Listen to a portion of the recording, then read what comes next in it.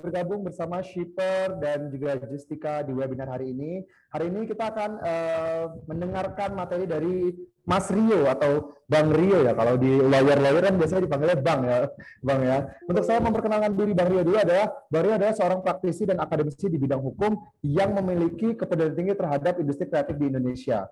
Beliau juga memiliki background yang sangat banyak untuk persidangan dan juga bagaimana teman-teman akan mendengarkan tentang apa sih pentingnya kita sebagai pemilik brand yang harus mendaftarkan brand kita agar nantinya di depan nih cuan kita nih aman nih, nggak akan ada kerugian nih. Nanti Mas Rio atau Bang Rio akan memaparkan materi-materi tersebut sehingga teman-teman nanti bisa juga yang akhirnya mungkin berkonsultasi dengan Mas Rio atau nanti akan diberikan oleh Mas Rio sendiri alternatif-alternatif apa nih yang akan dipaparkan seperti itu.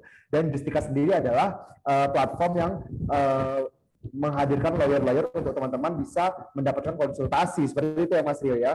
Halo Mas Rio, apa kabar? Sudah bergabung sama saya. Sebelum kita ke sesi pertama, saya memperkenalkan dulu ada 2 pembicara nih ya hari ini. Ada Mas Rio, apa kabar Mas? Halo Mas Reza. Ya, on time. Meskipun tadi di sela-sela kesibukan persidangan Mas ya, kita sempat kayak, Mas ini Mas materi saya, oke Mas saya baca gitu ya. Begitu dia baca, iya tapi saya masih di pengadilan tuh saya foto gitu. Terus Oke. Dan ada yang cantik di sana. Halo Mbak. Iya, terima kasih Mas Ria. Ada yang cantik di sana Mbak Marin. Halo Mbak. Halo. Ya, Mbak Marin. Oke, Mbak Marina Hindarko adalah Senior Marketing Manager di Shipper yang akan jadi pembicara untuk Shipper hari ini. Nah, untuk mempersingkat waktu, sebelum saya menjelaskan semua rules and details tentang webinar hari ini, jadi teman-teman, kita akan punya giveaway. Giveaway caranya gampang banget. Teman-teman tinggal screenshot aja, kemudian share di Instastory teman-teman. Kemudian teman-teman bisa juga mention Justika dan juga Shipper. @justika and @shipper.id. Nanti kita akan pilih 5 orang pemenang untuk mendapatkan tumbler eksklusif dari Justika dan ada juga merchandise dari Shipper. Seperti itu ya. Nah, jika teman-teman ingin bertanya nih detail dari pemaparan Justika atau detail pemaparan dari Mbak Marin selaku representatif dari Shipper, bisa langsung aja di chat box di bawah ini ya. Kalau teman-teman bisa lihat nih ada chat box di bawah ini ya, biar kayak ala-ala TV gitu. Jadi bisa langsung aja. Nanti akan saya coba konklusikan atau saya akan rangkum, kemudian saya akan berikan pertanyaan tersebut ke Mas Rio dan juga Mbak Marina. Oke? Ya, Mbak Marina nanti akan di sesi kedua, Mbak. Boleh ready dulu. Sekarang kita masuk ke sesinya Mas Rio atau Bang Rio atau Kak Rio nih ya. Boleh langsung aja Kak dipaparkan materinya. Jika ingin share screen nanti partner saya dari Mbak Farisa dan dari Justika bisa membantu. Seperti itu. Terima kasih. Oke, jadi langsung aja nih ya. By the way, Mas Reza, ini aku bisa punya berapa menit ya? 30 sampai 40 menit. Bisa punya berapa menit aku? Berapa? 30 sampai 40 menit, Mas. 40 menit. Oke, that's enough. Iya, itu cukup. Baik, aku langsung share aja ya. Oke. Ini pertama-tama saya mengucapkan terima kasih sebesar-besarnya atas kesempatan yang sudah diberikan. Oke, Assalamualaikum warahmatullahi wabarakatuh. Salam sejahtera bagi kita semua. Om Swastiastu, Namo Buddhaya, salam kebajikan. Selamat siang. Aku sebutnya teman-teman semua nih. Ya, teman-teman semua yang apa sih disebutnya Mas Reza biasanya sahabatnya Shipper atau sobat Shipper kita. Ya, aku nyebutnya sahabatnya Shipper. Sobat Shipper ya. Oke, ya, selamat siang semua sobat Shipper ya. Ini dari mana-mana nih ya. Ya, dari mana-mana ada Medan, jadi ada sekarang Jakarta. Sebenarnya yang kita mau wow, keren banget. Anyway, berarti mau dimanapun Anda berada, karena kita topiknya sekarang akan ngebahas tentang perlindungan merek nih ya. Karena kalau kita ngomong perlindungan merek pasti terkait dengan brand gitu ya. Jadi saya sih percaya bahwa dimanapun Anda berada, ini pasti akan sangat berguna. Nggak ada di Jakarta, di Medan, atau dimanapun, tetap hukumnya sama. Jadi automatically bicarakan di sini nih nggak akan terpengaruh nih walaupun Anda di Jakarta atau di mana-mana. Dan yang menariknya nanti akan saya kasih info juga bahwa untuk mendaftar kamera dan segala macam itu sudah online sekarang gitu ya. Nah, jadi judul sharing saya nih, saya nggak mau jadi presentasi lah, saya bilang sharing aja lah. Ya kan, walaupun saya dosen, walaupun saya praktik juga gitu ya. Saya merasa aja supaya bisa lebih cair aja gitu loh sama para sobat shipper yang ada di mana saja Anda berada. Nah, judulnya kita tuh akan memahami perlindungan merek bagi pelaku usaha. Nah, sebenarnya sekarang yang perlu kita pahami dulu apa sih sebenarnya merek itu gitu ya. Nah, untuk memahami merek, pertama kita harus paham nih bahwa dasar hukumnya itu ada di Undang-Undang 20 tahun 2016 tentang merek dan indikasi geografis.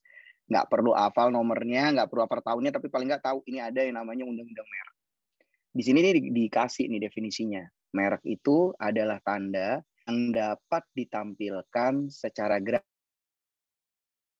gambar, logo, nama, kata, huruf, angka, susunan warna, ya, dalam bentuk baik 2 dimensi maupun dimensi. Nah, jadi kalau kita lihat nih, apa nih, kalau misalnya nama apa? Oke, ada secara grafis berupa apa? Berupa nama. Misalnya kalau berupa nama, mungkin kita bisa bilang ini nama nih, kayak misalnya ada merek di sini ya, merek Samsung gitu ya. Ini merek, ini jadi apa namanya? Lampu saya kelihatan. Ini merek Samsung. Itu berarti kan dia nama gitu loh, pakai kata-kata. Terus juga ada huruf atau angka. Jadi memang ada beberapa merek yang memang contohnya itu berbentuk angka gitu ya. Atau bahkan gambar gitu. Kayak misalkan kalau misalnya kita lihat ini pasti udah tahu gitu ya. Pasti tahu nih mereknya apa. Kan nggak ada tulisannya, tapi kita tahu karena ini ada gambar yang memang sudah terasosiasi dengan produk Apple Incorporations. Jadi artinya handphone ini mereknya Apple, padahal nggak ada tulisan Apple-nya loh. Dan itu benar loh. Apple sendiri ini kayak bikin Apple Pencil, dia tuh tidak pernah tulis ada Apple Pencil-nya. Nih, dia cuma taruh ada gambar Apple-nya, terus ada tulisan Pencil, gitu ya. Jadi brandingnya memang seperti itu kalau Apple. Nah, itu adalah bagian dari merek. Jadi kalau kita ngomong produk-produk itu dan terus kita ngomong bagaimana si brand-brand itu adalah itu yang dikatakan merek sebagai 2 dimensi. Nah, kalau merek 3 dimensi itu kayak apa sih? Oke. Merek 3 dimensi ini juga merupakan salah satu gebrakan baru setelah adanya undang-undang merek kita di tahun 2016 bahwa merek itu bisa berbentuk 3 dimensi. Contohnya apa? Misalnya kalau teman-teman semua para sobat shipper itu datang ke restoran McDonald's gitu ya, kalian bisa ngeliat badutnya. Dan itu kan bisa didaftarkan sebagai merek 3 dimensi gitu loh. Jadi shape 3D-nya itu. Ya, nah terus atau susunan dari semuanya gitu ya. Nah, ini menarik lagi apa dikatakan lagi nih di dalam undang-undangnya bahwa tidak hanya merek tuh tidak hanya yang 2 dimensi dan 3 dimensi aja, tapi termasuk juga suara, hologram dan kombinasi dua atau apa namanya kombinasi dari unsur-unsur itu semua gitu loh. Jadi ternyata merek selain merek 3 dimensi, ada juga merek suara dan merek hologram yang udah bisa diprotek berdasarkan Undang-Undang 20 tahun 2016 di Indonesia. Jadi kita bisa loh daftarin merek suara. Kayak apa sih misalnya contohnya merek suara? Nah, contoh gini nih. Misalnya kita lagi diem di rumah gitu, terus kita dengar ada tanana, tanana, tanana. Nah, itu pasti kita terasosiasi dengan suatu produk ice cream, ya karena dia sudah itu ketika dia menjual itu dia menggunakan si jingle itu sebagai ciri khas dia. Jadi ada merek suara tuh bisa salah satunya seperti itu. Atau misalkan ada suara ketika kita membuka suatu handphone ada suaranya seperti ini. Nah, wah itu udah ketahuan ya kira-kira apa gitu ya. Kalau yang anak-anak tahun generasi 90-an, 2000 apa 80-an tuh tahu lah itu berarti terasosiasi oleh satu handphone yang namanya mereknya Nokia gitu ya. Nah, itu merek-merek suara. Nah, terus bisa juga merek itu terdiri dari semua itu gitu ya.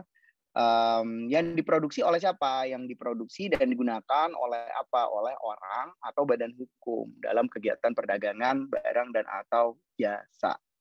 Jadi merek itu bisa dimiliki atau dipergunakan atau diproduksi ya oleh orang individual atau badan hukum. Jadi ini nanti akan berikutnya kita masuk bahwa siapa sih yang bisa mendaftar merek?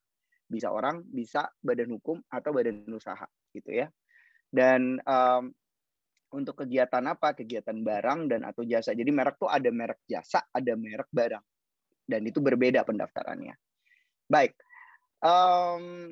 pemakaian merek berfungsi sebagai apa? Kalau di dalam undang-undang itu menyebutkan bahwa sebagai tanda pengenal untuk membedakan hasil produksi yang dihasilkan seseorang atau beberapa orang secara bersama-sama atau badan hukum dengan produksi orang lain atau badan hukum lainnya. Jadi misalkan kalau kayak kita punya online shop nih, online shopnya namanya let's say kita bilang SOS digital gitu ya. Nah, SOS digital ini tentu kan nggak mau kalau misalkan ada orang lain yang terus kemudian menggunakan nama atau brand yang sama gitu dengan kita. Di saat itulah kita perlu untuk memberikan satu perlindungan merek gitu ya. Terus supaya membedakan SOS digital, jasa SOS digital online shop yang saya tawarkan ini berbeda dengan SOS digital yang itu gitu. Cara membedakan gimana? Yaitu dengan menggunakan merek itu. Karena kalau misalnya kita menggunakan jasa dan tokonya cuma tulisan online shop doang, terus apa yang membedakan service jasa kita dengan online shop yang lain kalau kita tidak menggunakan merek khusus gitu ya untuk itu. Terus sebagai apa lagi? Ada juga alat promosi. Ya jelas gitu ya. Alat promosi itu ngaruh banget. Pernah kebayang nggak sih kalau misalkan ada apa ya? Nggak usah jauh-jauh deh, kayak salah satu merek hype yang saya selalu takjub itu adalah Supreme gitu ya. Supreme itu mungkin berbeda dengan Baring Apes atau misalnya merek-merek yang lain. Kalau Supreme itu kenapa bisa begitu? Padahal kan cuma kaos putih doang gitu ya. Cuman dengan ada logo Supreme-nya itu membuat kaos itu jadi kayak terlihat mahal, padahal cuman tulisannya juga gitu doang, cuman blok letter warna merah gitu. Ya mirip-mirip tadi sama shipper punya keren, teman. Tapi seperti blok seperti itu, cuman bisa punya apa ya? Bisa punya khas yang khusus gitu dan alat promosi juga. Kayak contohnya logo S-nya shipper yang begitu khas gitu. Itu kan bisa jadi alat promosinya shipper juga gitu ya. Nah, terus untuk mempromosikan jasa atau produksi produk barang-barangnya gitu. Nah, lalu terus ada jaminan mutu atas barang. Nah, jaminan mutu atas barang juga penting. Karena maksudnya apa sih jaminan mutu atas barang? Ya supaya kalau kita punya merek tuh, jadi orang tahu bahwa yang ini jaminan mutu banget gitu. Jadi kayak misalnya Louis Vuitton, ya LV, Louis Vuitton atau Louis Vuitton lah kalau dibaca pakai bahasa Indonesia gitu ya. Nah, Louis Vuitton ini yang Louis Vuitton yang barang-barang produk aslinya itu kualitasnya bagus banget. Ya saking bagusnya itu sebenarnya itu menjadi awet dan tahan lama. Atau misalnya produk lain misalnya Tumi gitu ya. Kalau orang beli Tumi itu biasanya wah kalau Tumi itu kuat gitu karena memang dari kata Tuminya sendiri itu dari istilah dari Romawi yang artinya dewa kekuatan gitu ya. Nah, itu udah terasosiasi gitu dari jaminan mutu dan barang. Jadi kalau pakai merek itu tuh udah otomatis pasti awet gitu.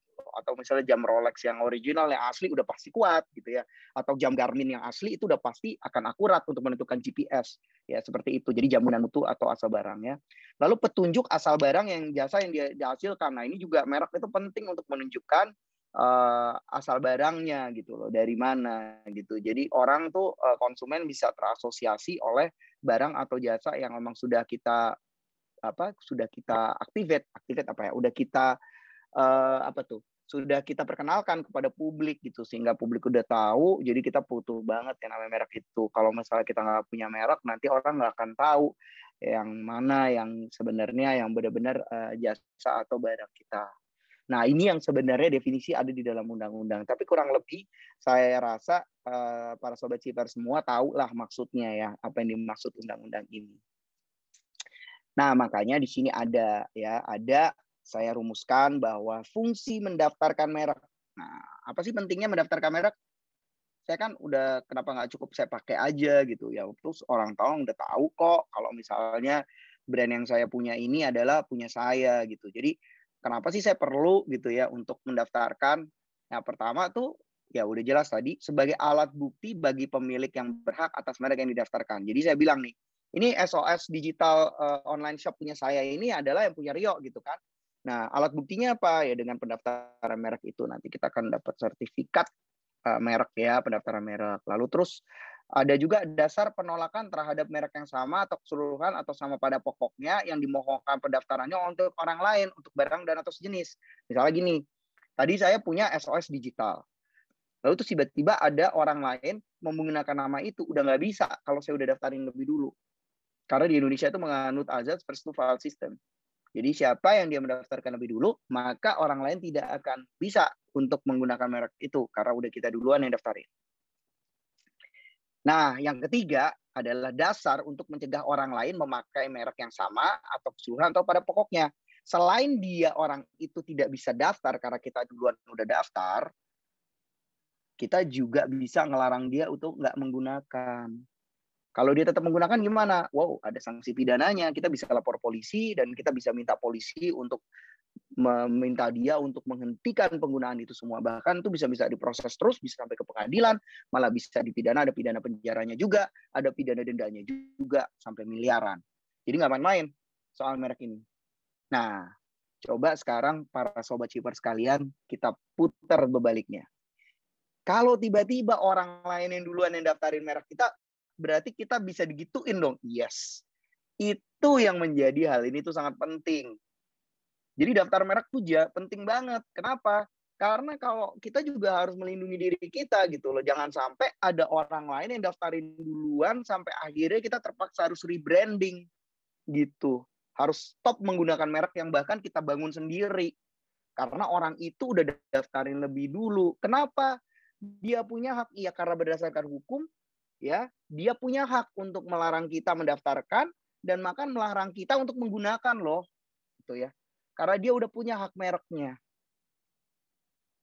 Jangan keliru ya, bukan mematenkan merek ya. Jadi paten beda urusannya. Ini kita ngomong merek. Jadi hak mereknya, hak daftar mereknya. Banyak kan orang tuh suka salah kalau ngomong mematenkan merek, mematenkan logo, mematenkan itu salah. Yang benar adalah mendaftarkan merek, gitu ya. Nah, jadi aku rasa udah cukup jelas ya bagi para sobat shipper semua, pasti tahu nih, paham nih, berarti ini memang penting banget si pendaftaran merek ini. Tidak hanya yang 3 ini aja, tapi untuk melindungi usaha kita juga. Jangan sampai orang lain malah mendaftarkan merek kita lebih dulu. Oke? Nah, merek tuh macam-macam, merek apa aja sih? Ini kan aku ngikutin juga ya dari terms of reference yang udah dikasih sama shipper buat aku. Oke, ternyata merek tuh ada 2, para sobat shipper semua. Yang pertama adalah merek dagang, dan yang kedua ada merek jasa. Jadi ada merek dagang, ada merek jasa. Nah, merek dagang dan merek jasa ini kalau didaftarkan itu terdiri dari 45 kelas barang dan jasa. Nanti kan nih PPT-nya kalau boleh nanti dibagikan ya Mas Reza ya kepada para peserta juga. Tapi para peserta saya kasih disclaimer, tidak boleh disalahgunakan ya. Jadi artinya nggak boleh dijual, nggak boleh diapa. Saya menyebarkan ini hanya untuk kebaikan saya, untuk membagi informasi kepada teman-teman semua. Jadi tolong dihargai karena ini hak cipta saya, ini haki saya. Ya, jadi ini nanti di dalam PPT saya bisa diklik juga nih, ya bisa diklik juga. Insya Allah bisa diklik. Ini link ke klasifikasi, ya klasifikasi yang ada di website DJKI. Itu terdiri dari 45 kelas barang dan jasa. Nah, setiap jenis jasa, jenis layanan maupun jenis barang para sobat shipper yang ada di sini kan beda-beda nih. Ada yang fokusnya untuk menjual pakaian, itu berarti masuknya di kelas 25 gitu ya. Di 25 itu melindungi alas kepala, pakaian dan alas kaki gitu ya. Atau terus kemudian mungkin ada lagi yang bidang barangnya gitu ya, barang yang didagangkannya itu produk makanan, itu beda lagi kelas-kelasnya para sobat shipper.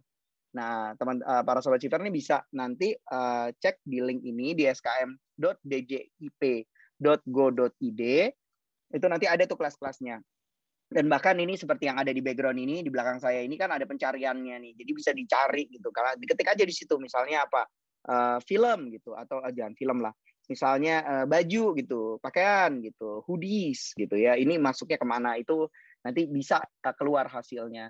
Nah, untuk menentukan di kelas mana. Karena kalau kita daftarin merek, itu per kelas. Jadi tidak bisa satu merek udah kita daftarin, berarti orang lain nggak bisa pakai semua. Enggak, karena per kelas. Kita mau pakainya di kelas berapa aja. Itu harus dipahami juga. Kalau misalnya sobat shipper emang nanti menjualnya pakaian-pakaian, ya otomatis kelas 25. Atau nanti kelas-kelas yang lainnya seperti itu. Total tuh barang dan jasa itu ada 45 kelas. Dan siapa sih yang membuat klasifikasi ini? Klasifikasi ini dirumuskan berdasarkan the Nice Agreement concerning the international classification of goods and services for the purposes of registration of marks. Jadi, ini sudah jadi dasar standar internasional para sobat shipper. Jadi dimanapun di negara-negara di dunia ini yang memang meratifikasi terhadap peace agreement, ya itu mereka memiliki klasifikasi jenis merek barang dan jasa yang sama seperti yang digunakan di Indonesia. Gitu. Jadi ada ini nanti kalian bisa cek sendiri ya di situs ini dan saya udah kasih linknya. Lalu terus bagaimana sih proses pendaftaran merek gitu ya? Pertama, ada suatu proses yang biasa saya namakan sebagai praregistrasi atau penelusuran pendahuluan. Nah, penelusuran pendahuluan ini adalah fungsinya kita ngecek. Kita ngecek apakah udah ada orang yang lebih dulu mendaftarkan atau mengajukan permohonan terhadap merek yang mau kita daftarin nih. Soalnya kalau udah ada orang yang lebih dulu, berarti kita kan nggak bisa. Kalau udah ada orang yang lebih dulu, berarti kan kalau kita pakai, kita bisa memiliki potensi, kita melanggar haknya dia. Kita bisa dilapor polisi, kita bisa digugat secara perdata di pengadilan niaga. Nah, ini kan harus tahu kita. Makanya penting sekali apa yang dinamakan praregistrasi atau penelusuran. Biasanya kalau para sobat shipper yang udah anak-anak startup tuh biasanya udah tahu lah. Kita cek dulu gitu, cek brandnya dulu, cek mereknya dulu, udah ada yang make apa belum, udah ada yang daftar apa belum gitu ya. Nah ini kita bisa cek. Cara ceknya kemana? Cara ceknya itu bisa ke sini. Di situsnya sudah saya kasih juga linknya. Ini di pdki-indonesia.dgip.go.id ya. Itu apa yang kita cari? Pertama yang tadi saya bilang, untuk ngecek ada nggak orang yang udah daftarin lebih dulu. Nah, kalau udah ada orang yang daftarin lebih dulu, otomatis kalau kita mau daftarin merek kita, ada kemungkinan nggak bakal bisa diterima. Itu yang namanya saya bilang sebagai registrability, yang nomor 1 itu. Nah, terus yang nomor 2, itu ada risk of infringement. Risk of infringement itu adalah resiko. Resiko kalau misalnya kita tetap pakai merek itu, berarti kita bisa dituntut sama orang yang udah punya pendaftarannya. Ya, jadi kita perlu banget nih untuk ngecek, untuk cari tahu ini sebenarnya udah terdaftar apa belum. Kalau udah terdaftar, ada resiko kalau tetap kita pakai. Nah, kalau kayak gitu gimana, Mas Rio? Misalnya solusinya ya terpaksa rebranding. Kamu mesti cari merek lain yang kira-kira chances terdaftarnya itu atau tidak memiliki resiko infringement yang besar gitu ya. Kurang lebihnya sih seperti itu. Nah, praregistrasi ini bisa dilakukan sendiri ya seperti itu atau juga bisa minta bantuan dari suatu profesi yang namanya konsultan kekayaan intelektual. Nah, kebetulan saya juga salah seorang aktivis lah ya di konsultan kekayaan intelektual. Saya kebetulan menjabat sekarang sebagai wakil sekretaris jenderal dari Asosiasi Konsultan Hak Kekayaan Intelektual Indonesia. Jadi dari seluruh konsultan kekayaan intelektual yang ada di Indonesia, saya orang asosiasi dan saya adalah wakil sekjennya. Dan selama menjabat sebagai wasekjen dan sebelum-sebelumnya saya 2 periode untuk menjabat di asosiasi, saya memang sering menemukan nih bahwa masyarakat tuh masih belum paham bahwa konsultan kekayaan intelektual itu tidak hanya cuma agen yang cuma daftar-daftarin haki doang, daftar-daftarin merek, daftar-daftarin paten, daftarin hak cipta doang, bukan. Tapi konsultan kekayaan intelektual itu harusnya dijadikan partner Anda untuk berdiskusi tentang hal-hal seperti ini nih, untuk ngecek, cari tahu, ngobrol gitu ya. Jadi kita sebagai klien atau konsumen juga bisa mendapatkan ilmu ketika kita berinteraksi dengan konsultan kekayaan intelektualnya. Jadi ada 2 pilihan nih para sobat shipper. Jadi bisa Anda mencari sendiri, ya ngecek sendiri. Tapi kalau nggak tahu caranya, ya bisa minta bantuan konsultan kekayaan intelektual untuk ditanya juga analisanya bagaimana si konsultan kekayaan intelektual ini.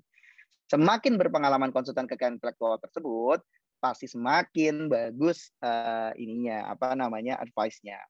Nah, caranya bisa gimana? Cari di mana? Ada konsultan kekayaan intelektual tuh ada nanti saya juga ada nanti di slide berikutnya. Bisa dicari daftarnya di DJKI atau kalau nggak mau repot bisa juga melalui sarana-sarana lain seperti lewat Justika. Di justika.com itu ada layanan untuk konsultasi dengan konsultan kekayaan intelektual. Di sana banyak banget. Sekarang udah banyak banget konsultan yang bergabung ya. Baik advokat, lawyer, maupun konsultan kekayaan intelektual yang bergabung dengan Justika udah banyak banget. Karena saya tuh termasuk yang batch pertama. Dan dulu tuh saya banyak banget. Tapi sekarang nggak begitu banyak. Kenapa? Karena opsi konsultannya udah banyak. Tapi itu bagus untuk Anda. Gitu ya. Itu bagus untuk Anda. Gitu ya. Jadi bisa macam-macam lah opsinya gitu ya. Atau bisa cari sendiri di website juga banyak konsultan. Tapi harus pastikan konsultan itu harus punya izin ya. Jadi jangan pakai jasa-jasa calo yang nggak jelas. Mending pakai jasa konsultan, nggak mahal kok harusnya. Gitu ya. Nah, pendaftaran merek. Oke, bagaimana sih proses pendaftaran merek? Nah, ini nanti ini ada prosesnya. Jadi pertama, ya kalau kita lihat di sini, itu yang paling atas, itu ada permohonan kita ajukan. Nah, ketika permohonan ini diajukan, itu nanti orang DJKI ya, orang dari Direktorat Jenderal Kekayaan Intelektual dalam hari ini adalah aparat di kantor merek, itu akan melakukan pemeriksaan formalitas dulu. Formalitas untuk cek apakah syarat-syarat formalitas terpenuhi gitu ya untuk mendaftarkan merek ini. Kalau misalnya belum lengkap ya dia akan menyurati kita untuk minta dilengkapi. Tapi kalau ternyata lengkap, ya langsung mereka akan melakukan satu proses namanya publikasi pengumuman. Jadi permohonan pendaftaran merek kita ini, permohonannya dipublikasikan dulu para sobat shipper.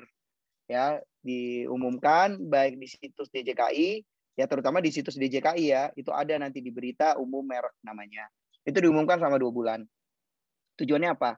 Tujuannya supaya memberikan informasi kepada publik. Mungkin ada pihak-pihak yang merasa keberatan dengan merek yang kita ajukan. Nah, kalau pihak-pihak itu merasa keberatan, mereka bisa mengajukan apa yang dinamakan oposisi. Nah, kalau tidak ada oposisi, tidak ada yang mengajukan keberatan, maka proses berikutnya dilanjutkan lewat 2 bulan pengumuman selesai, dilanjutkan kepada proses pemeriksaan substantif.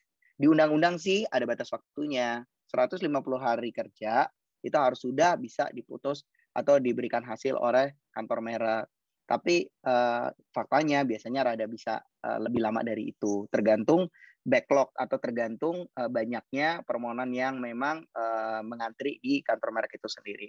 Tapi saya harus bisa sampaikan juga bahwa Direktorat Jenderal Kekayaan Intelektual, khususnya Direktorat Merek juga akhir-akhir ini sudah melakukan pembenahan ya, karena memang sudah termaktub juga di dalam Omnibus Law kita bahwa proses ini harus dipercepat. Jadi dengan kata lain mereka juga bekerja keras untuk bisa lebih cepat dari ini. Gitu ya. Nah, kalau misalkan permohonan merek kita diterima, maka langsung didaftar dan keluar sertifikat.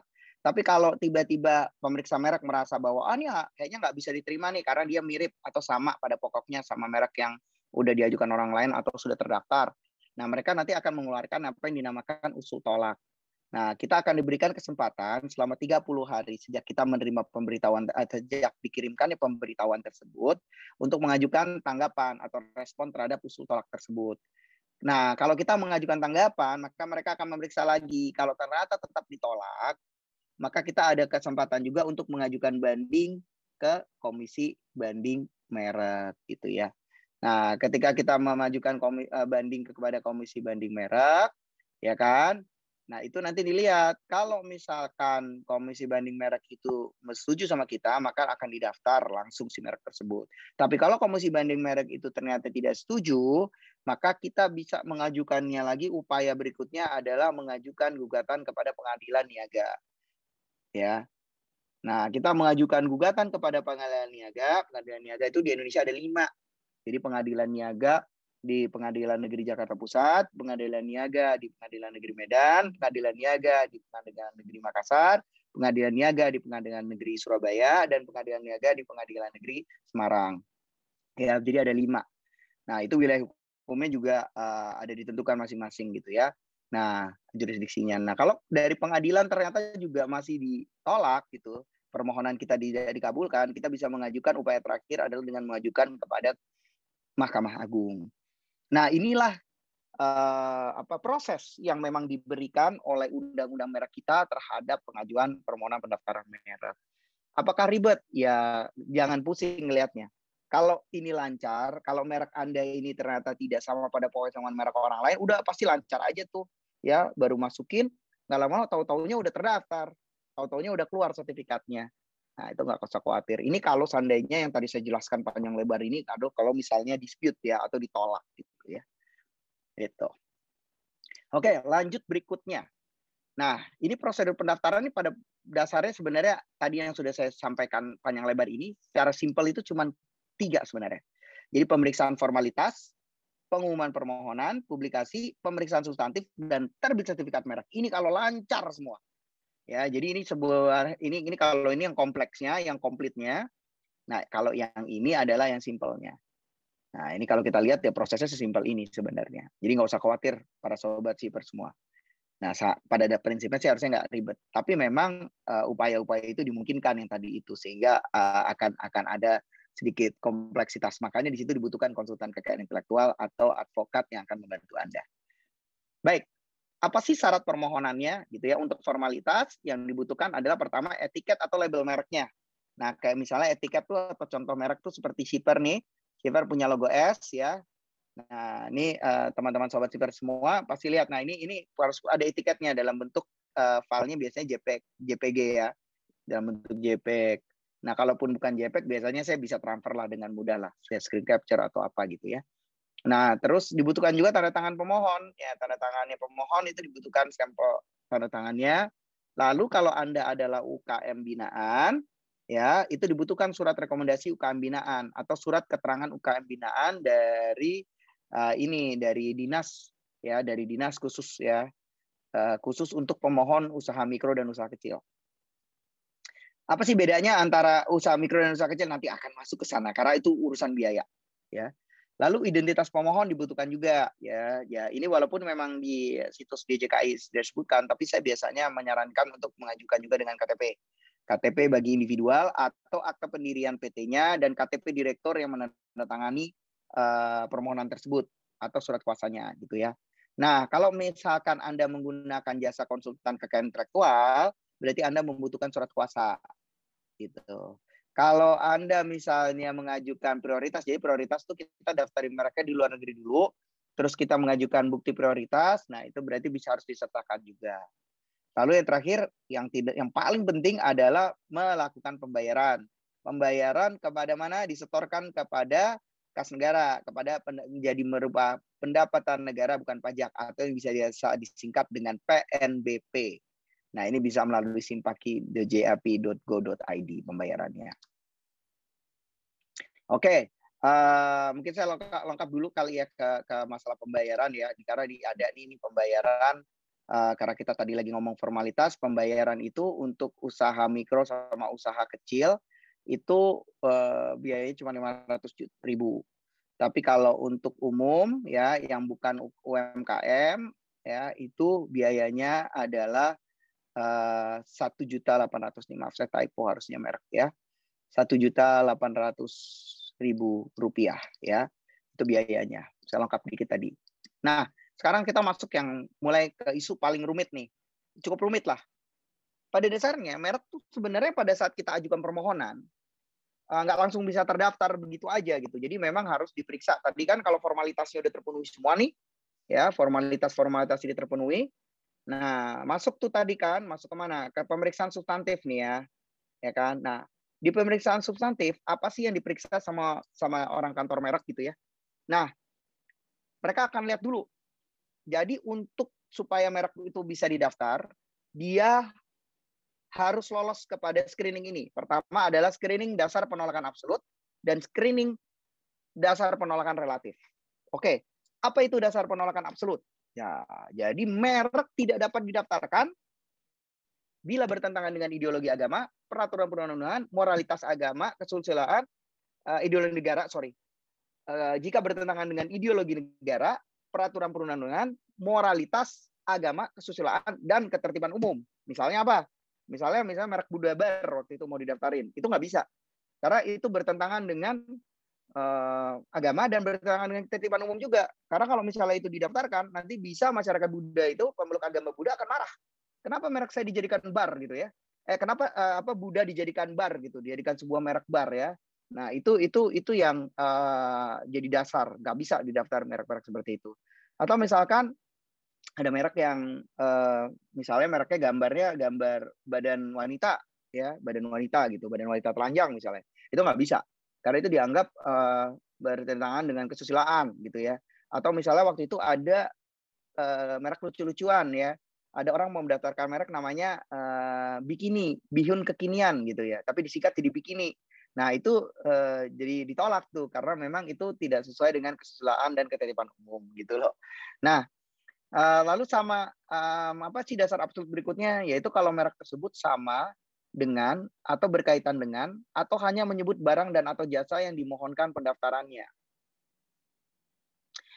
Jadi misalnya kayak gini nih, merek Apple buat buah apel gitu ya, atau merek merek telepon buat handphone gitu ya. Nah itu nggak boleh. Itu dasar penolakan absolut. Lalu ada lagi atau merek kopi buat produk kopi gitu tuh nggak boleh. Gitu. Merek sabun buat produk sabun gitu tuh nggak boleh ya. Nah itu absolut. Nah atau merek juga memuat unsur yang dapat menyesatkan masyarakat tentang asal, kualitas, jenis, ukuran, macam, tujuan penggunaan barang dan atau jasa yang dimohonkan pendaftarannya, atau merupakan nama varietas tanaman yang dilindungi untuk barang dan atau jasa sejenis. Jadi ini nggak boleh juga tentang merek-merek yang menyesatkan gitu. Misalkan kayak dia mereknya itu misalkan merek rokok sudah pasti sehat, atau merek rokok yang anti mati gitu. Orang kan nggak bisa tuh kayak gitu ya. Nah, yang keempat adalah merek yang memuat keterangan yang tidak sesuai dengan kualitas, manfaat. Nah, ini misalnya kayak ada merek misalnya merek salep gitu ya. Terus salepnya itu udah pasti sembuh dalam pasti sembuh dalam 2 jam gitu mereknya. Itu nggak bisa kayak gitu. Ya, karena tidak sesuai dengan kualitas dan manfaatnya. Atau misalkan ada merek juga waktu itu sempat ditolak adalah mereknya judulnya adalah bintang 0%, tapi dia mendaftarkannya bukan buat minuman soda, tapi yang didaftarkan untuk minuman jenis bir. Nah, itu nggak mungkin. Mana ada bir yang nggak ada alkoholnya gitu ya. Ya, gitu seperti itu. Atau yang kelima, tidak memiliki daya pembeda. Nah, ini juga unik. Kalau merek yang tidak memiliki daya pembeda itu merek yang sangat generik lah. Itu sudah umum banget tandanya gitu. Udah merek cuma lingkaran merah doang gitu kan. Itu kan udah umum banget gitu. Jadi nggak punya daya pembeda. Nah, lalu terus yang keenam adalah merupakan nama umum atau lambang milik umum. Misalnya tanda dilarang masuk dijadiin merek gitu ya. Atau misalkan tanda dilarang parkir dijadiin merek gitu. Itu nggak boleh. Karena udah merupakan lambang milik umum. Nah, itu tadi absolut. Jadi kalau kita mau daftarin merek-merek yang tadi termaksud di dalam 1, 2, 3, 4, 5, 6 ini udah pasti akan ditolak. Itu ya. Nah, ada juga penolakan relatif. Jadi penolakan relatif itu adalah lolos yang absolut gitu ya. Lolos yang absolut, screening kedua adalah dilihat apakah merek ini mempunyai persamaan pada pokoknya atau keseluruhan dengan merek pihak lain yang sudah terdaftar lebih dulu untuk barang dan atau jasa sejenis. Ya, jadi ini akan dilihat lagi, akan dibandingkan udah ada yang daftar lebih dulu apa enggak. Nah, kalau kita tadi di awal kita melakukan search, kan kita tentu pasti akan tahu gitu loh potensinya. Apakah terus kemudian ini dianggap sama nggak dengan merek yang udah terdaftar lebih dulu gitu ya. Makanya search itu juga akan melihat variabel-variabel ini. Nah, merek juga yang kedua adalah mempunyai persamaan pada pokoknya atau keseluruhan dengan merek yang sudah terkenal milik pihak lain. Nah, ini juga untuk barang dan atau jasa sejenis gitu ya. Nah, ini juga merek terkenal juga dilindungi ya para sobat shipper dimanapun Anda berada. Karena merek tuh nggak boleh kalau kita misalnya pakai merek terkenal. Kayak misalnya kita daftarin misalkan merek sendal jepit, tapi mereknya Coca-Cola. Atau merek sendal jepit, misalnya terus mereknya merek terkenal lah gitu ya.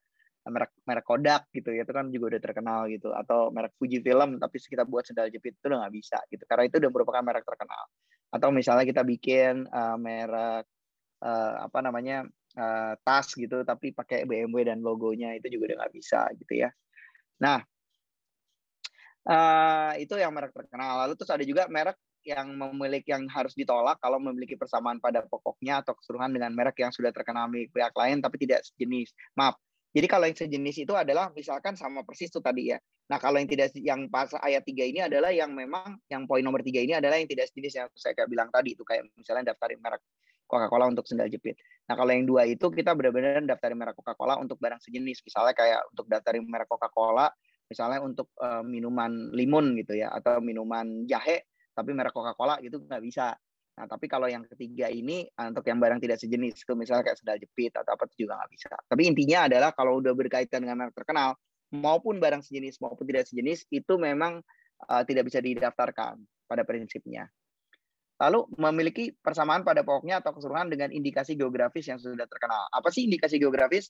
Misalnya itu adalah seperti kopi Kintamani atau kopi Toraja, ya. Nah itu udah nggak bisa. Jadi kita nggak boleh memiliki persamaan pada pokoknya dengan IG punya pihak-pihak atau kelompok pengrajin tertentu gitu ya. Terus tapi IG-nya juga harus didaftar ya, indikasi geografisnya gitu ya. Lalu terus 5, merupakan atau menyerupai nama orang terkenal atau foto atau nama badan hukum yang dimiliki orang lain kecuali atas persetujuan dari yang berhak. Nah, misalnya teman-teman nih ada yang ngefans banget nih sama Bunga Citra Lestari, terus tiba-tiba mendaftarkan merek Bunga Citra Lestari gitu loh untuk clothing misalnya. Itu nggak boleh karena dia menyerupai nama orang terkenal.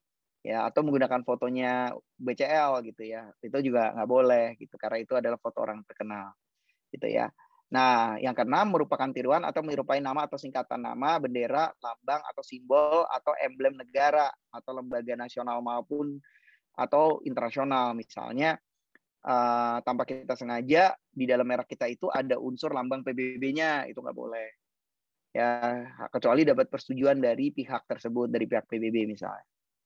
Nah, pernah kejadian? Oh ya pernah. Misalnya kayak ada orang mau daftarin baju untuk sebenarnya unit usahanya dari suatu lembaga negara, waktu itu adalah MPR gitu ya. Nah, tapi di dalam mereknya itu ada gambar lambang MPR-nya dan itu nggak boleh gitu loh. Itu nggak boleh karena itu menyerupai lambang negaranya, lambang MPR-nya. Lalu ketujuh, merupakan tiruan atau menyerupai tanda atau cap stempel resmi yang digunakan oleh negara. Ini juga nggak boleh. Jadi stempel resmi itu sama-sama persis juga nggak boleh. Ya, itu dia nggak bisa didaftar. Nah, itu tadi yang menjadi dasar bahwa setiap merek itu sebenarnya nggak bisa langsung didaftarkan. Jadi kita harus lihat lagi dan kita harus ngecek karena orang nanti pemeriksa merek di kantor merek itu dia akan dia akan meninjau itu gitu. Nah, ini ada nih lebih dalam lagi nih dikit. Ini jarang-jarang loh ini disampaikan di publik gitu ya karena ini sekarang dosennya nih yang keluar saya nih. Jadi untuk ngelihat tadi sama pada pokoknya atau enggak itu gimana sih sebenarnya? Nah, ini kita ada satu approach, ada satu teori yang kita pakai. Itu spektrum daya pembeda teorinya. Nah, kita ngelihat di dalam suatu teori spektrum daya pembeda ini, kita tuh ada yang namanya generic trademark, descriptive trademark, suggestive, arbitrary, atau ciptaan gitu ya. Nah, kalau merek kita itu adalah generik, ya, wah ini kemungkinan tidak memiliki daya pembeda, terlalu generik gitu. Wah ini nggak bakal bisa kedaftar. Contohnya merek smartphone gitu ya. Smartphone, ini kita lihat nih. Misalnya produknya kayak gini. Ya, produknya kayak gini. Wah ini smartphone, nggak bisa didaftar sebagai merek. Karena dia dianggap merek yang generik. Gitu. Tidak memiliki daya pembeda dan tidak memenuhi persyaratan perlindungan. Lalu terus ada lagi merek yang dikatakan merek deskriptif. Deskriptif itu contohnya adalah, oke ganti deh smartphone-nya ganti metallic gray. Lah, metallic gray ini masih tidak memiliki daya pembeda karena semua bisa jadi metallic gray gitu ya. Seperti gambar-gambar ini. Gitu kan. Nah ini berarti nggak bisa. Ini nggak bisa nih penggunaan dengan cara membangun image di kalangan konsumen nggak bisa. Gitu ya. Nah yang bisa kita daftarkan sebagai merek itu adalah merek yang masuk di dalam lingkup suggestive, arbitrary, atau ciptaan. Coin word namanya yang terakhir. Nah suggestive itu apa? Misalnya kayak contoh Microsoft kecil halus atau dia kan dari kata-kata software gitu. Microsoft jadi yang software yang micro yang pokoknya dia menganggap itu compact lah. Nah, jadilah itu sebuah merek bisa karena dia memiliki daya pembeda yang langsung melekat dan memenuhi persyaratan untuk memperoleh perlindungan pada saat digunakan. Lalu terus ada juga merek yang masuk kategori arbitrary. Arbitrary itu misalkan kayak ini tadi yang saya bilang Apple Pansutu gitu ya. Nah, tapi dia ada Apple-nya, ada lambang Apple-nya segala macam. Nah, ini masih bisa masuk ke dalam merek-merek yang memiliki daya pembeda. Nah, lebih bagus lagi ciptaan Samsung. Samsung tuh nggak ada artinya. Kalau Apple masih ada artinya Apple gitu ya. Apple Pencil gitu masih ada artinya buah apel, tapi tidak yang mau kita daftarin kan bukan untuk merek buah, tapi kita daftarin Apple ini untuk produk elektronik. Ya otomatis bisa gitu. Nah, Tapi ada lagi yang lebih tinggi. Paling tinggi itu adalah merek kalau dia masuk ke dalam kategori yang namanya coin word atau ciptaan. Nah, merek-merek seperti contohnya seperti Samsung. Samsung itu ngomongnya kalau bahasa Inggrisnya Samsung ya. Nah, si merek Samsung atau Samsung ini kan benar-benar ciptaan gitu. Jadi tidak ada kaitannya sama arti apapun. Beda sama Apple yang sebenarnya merupakan satu kata yang berasal dari kata buah apel gitu ya. Nah, seperti itulah para sobat shipper sekalian ya. Semoga saya cukup jelas yang jelasin kan dan tidak terlalu cepat ya. Jadi kalau mau didaftarin merek kita setidaknya merek kita harus masuk kategori either suggestive ya, baik suggestive, arbitrary atau ciptaan. Jadi nggak bisa yang deskriptif dan generik. Itu diharap diingat. Jadi buatlah merek yang seunik mungkin yang kalian bisa siapkan atau ciptakan gitu ya. Oke. Bagaimana sih cara mendaftar? Oke, cara mendaftar merek itu bisa dilakukan sendiri sebenarnya para sobat shipper semua. Ya, bisa melakukan sendiri. Ini ada link untuk page pendaftarannya, dan ini untuk paten ada sendiri, merek sendiri, desain industri ini saya udah kasih semua lah bonus. Padahal kan topiknya cuma merek ya, tapi saya kasih bonus lah di sini semua. Kalau mau daftarin hak cipta juga bisa gitu ya. Nah, atau melalui bantuan konsultan Haki terdaftar, ini linknya ada banyak konsultan Haki, atau juga bisa melalui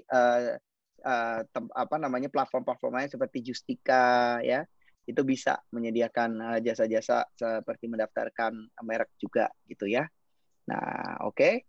Kita lanjut. Ini cara daftarinnya, dan ini adalah cara permohonan lain ini seperti apa prosesnya. Jadi biar kita kalau daftar sendiri, nah kita kalau udah pakai konsultan sih kita tinggal kasih dokumen aja. Nah, konsultan yang mikir, yang ngetik, yang masukin, yang pokoknya yang ngurusin konsultan lah semua ya.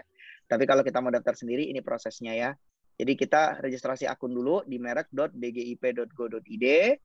Setelah kita memiliki registrasi akun, nanti kita akan dapat verifikasi sudah terverified akun kita, baru kita nanti klik tambah untuk pembuatan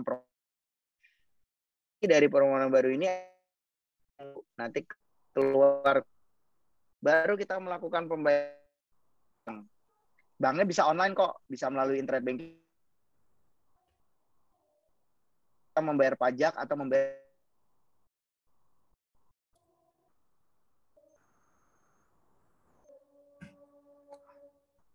Halo Mas Rio, apakah ini cuman sinyal saya? Sepertinya Mas Rio lagging.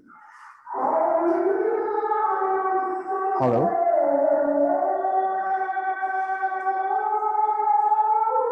Halo teman-teman panelis, apakah bisa mendengar suara saya? Mas Rio lag kayaknya, Mas.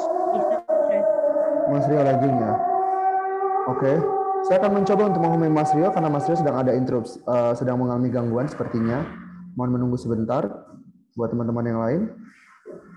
Oh iya, sepertinya Mas Rio sedang habis charger atau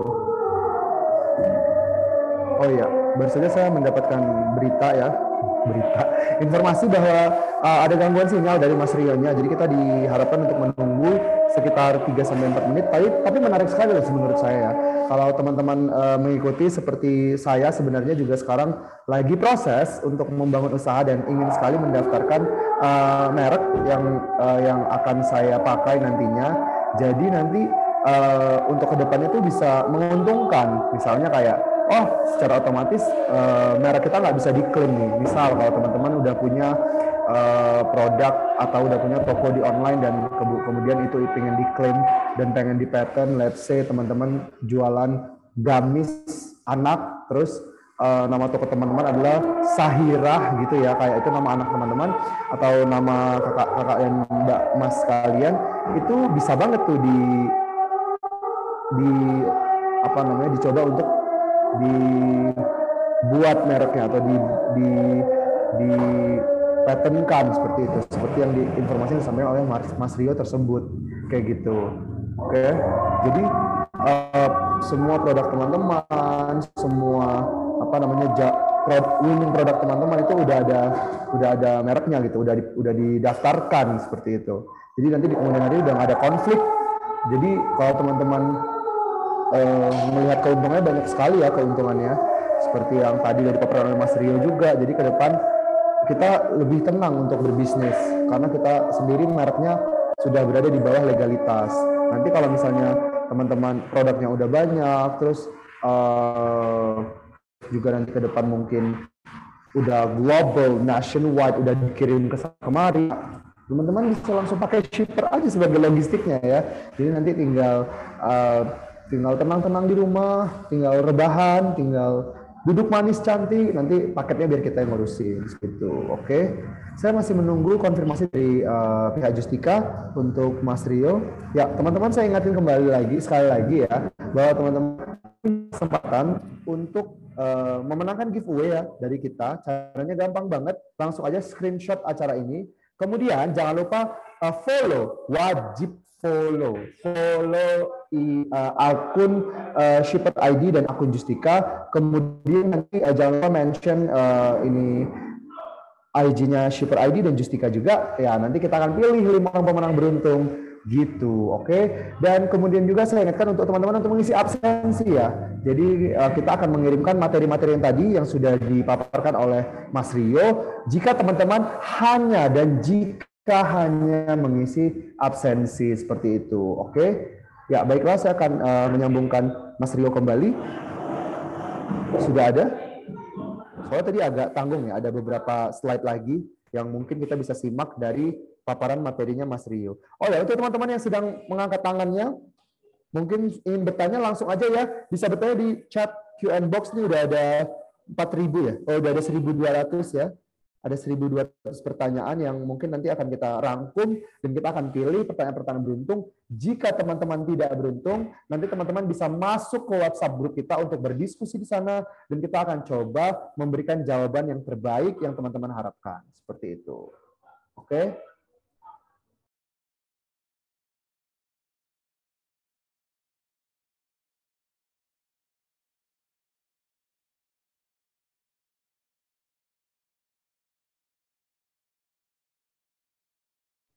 Ya, menarik sekali ya untuk materi kita hari ini ngomongin tentang merek. Agak berat sih, tapi ada banyak sekali insight yang bisa teman-teman dapatkan ya, karena saya pribadi atau kita semua berharap memang suatu saat merek kita bisa dikenal ya banyak orang, dan juga kita udah mendaftarkan merek kita di badan legal atau suatu konsultan tadi yang udah disampaikan oleh Mas Rio. Seperti itu. Kita beri waktu sekitar 3 menit lagi untuk menunggu Mas Rio. Nanti mungkin pemaparan dari Mas Rio bisa disampaikan di sesi Q&A, dan mungkin Mbak Marina bisa bersiap-siap untuk sesinya shipper ya. Untuk sesi shipper setelah ini kita akan masih menunggu waktu 3 menit dari Mas Rio untuk mencoba menyelesaikan sesi paparan materinya.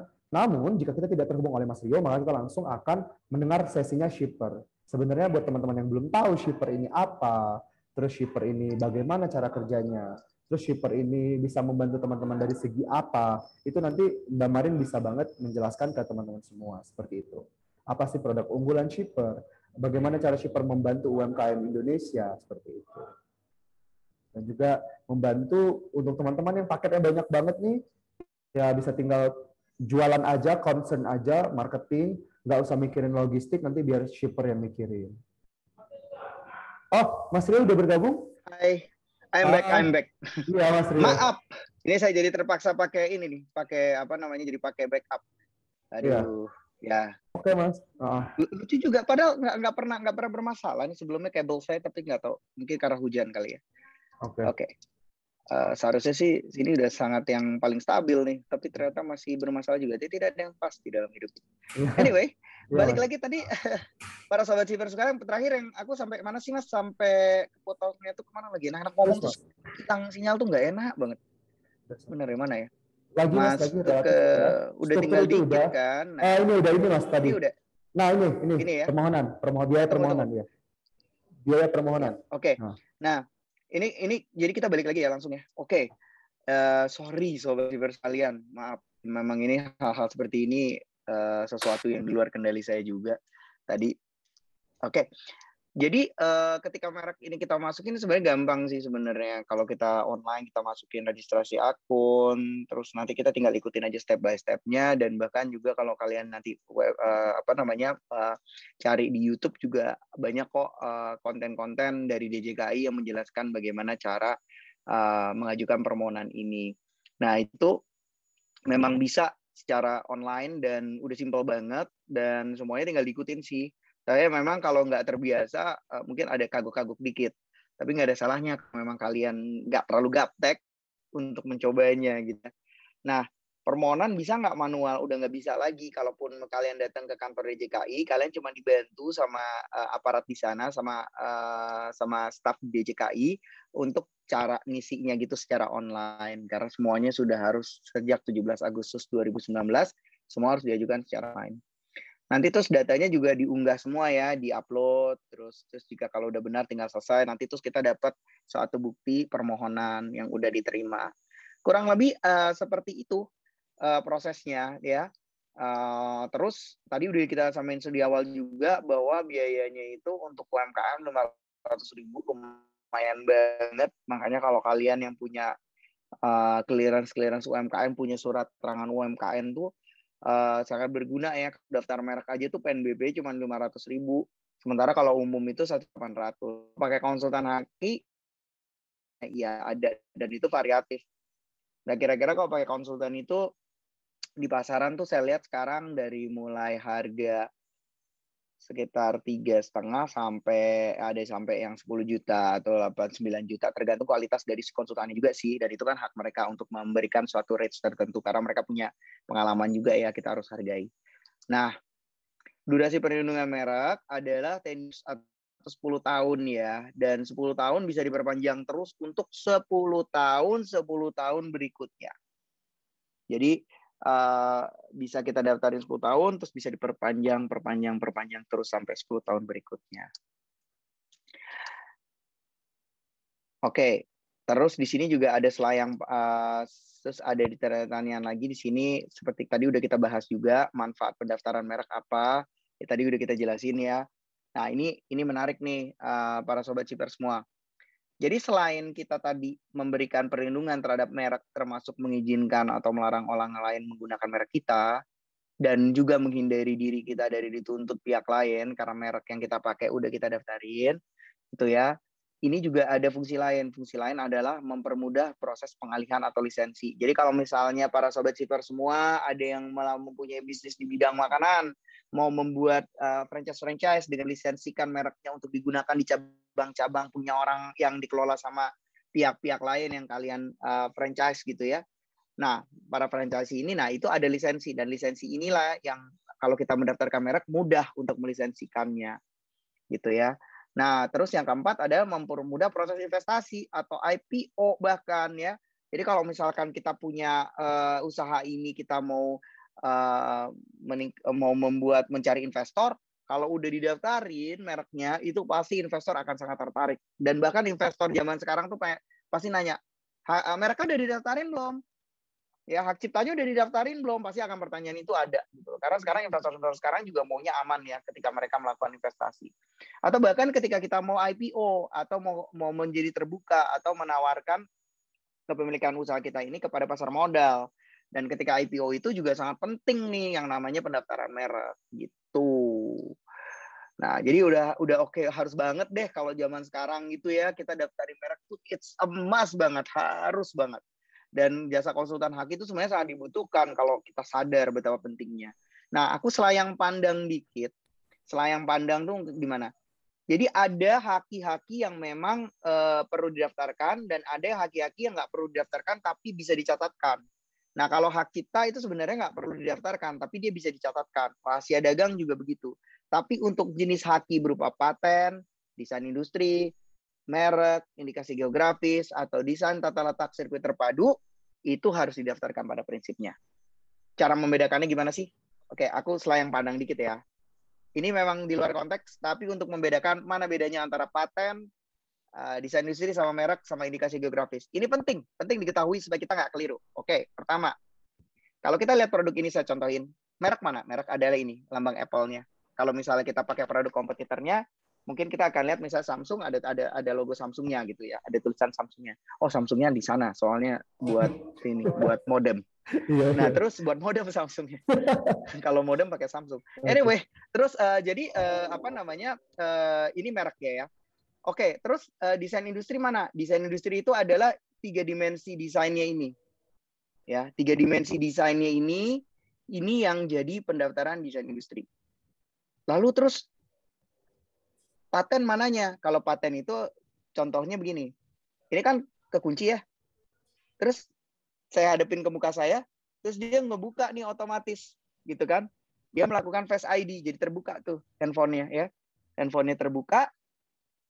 Nah, kalau handphonenya terbuka begini berarti otomatis dia membaca kan muka saya, biometrik muka saya kalau Apple. Kalau Samsung membaca retina gitu ya. Nah, artinya cara dia membacanya itu patennya.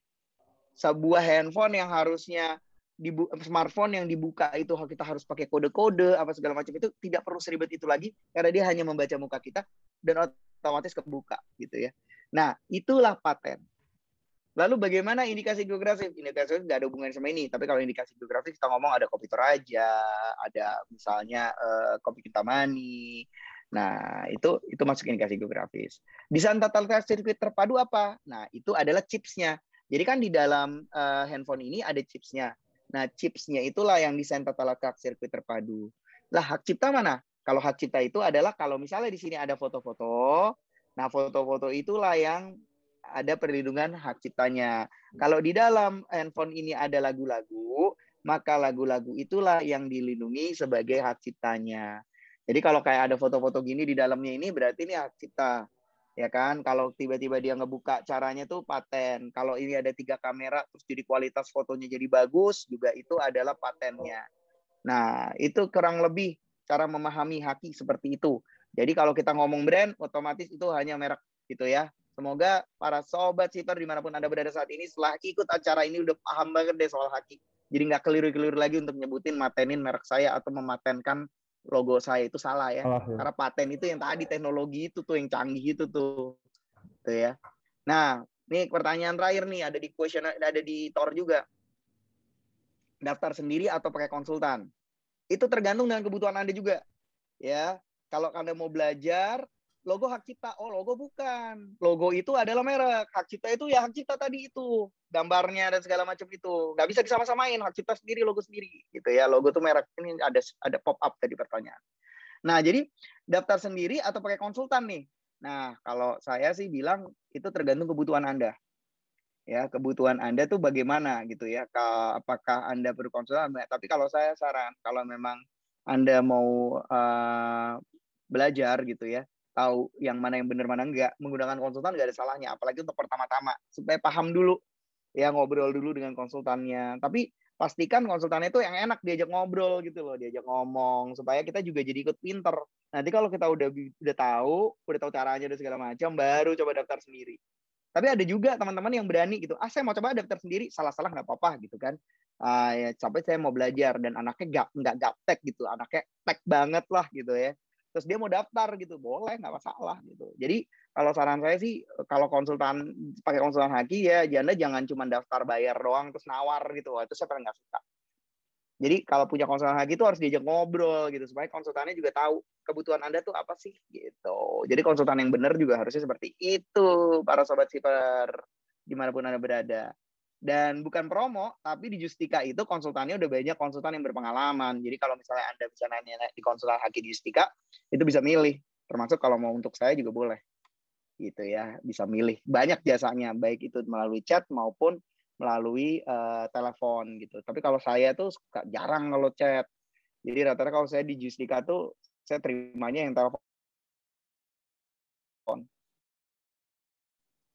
Setidaknya 3 konsultasi 30 menit.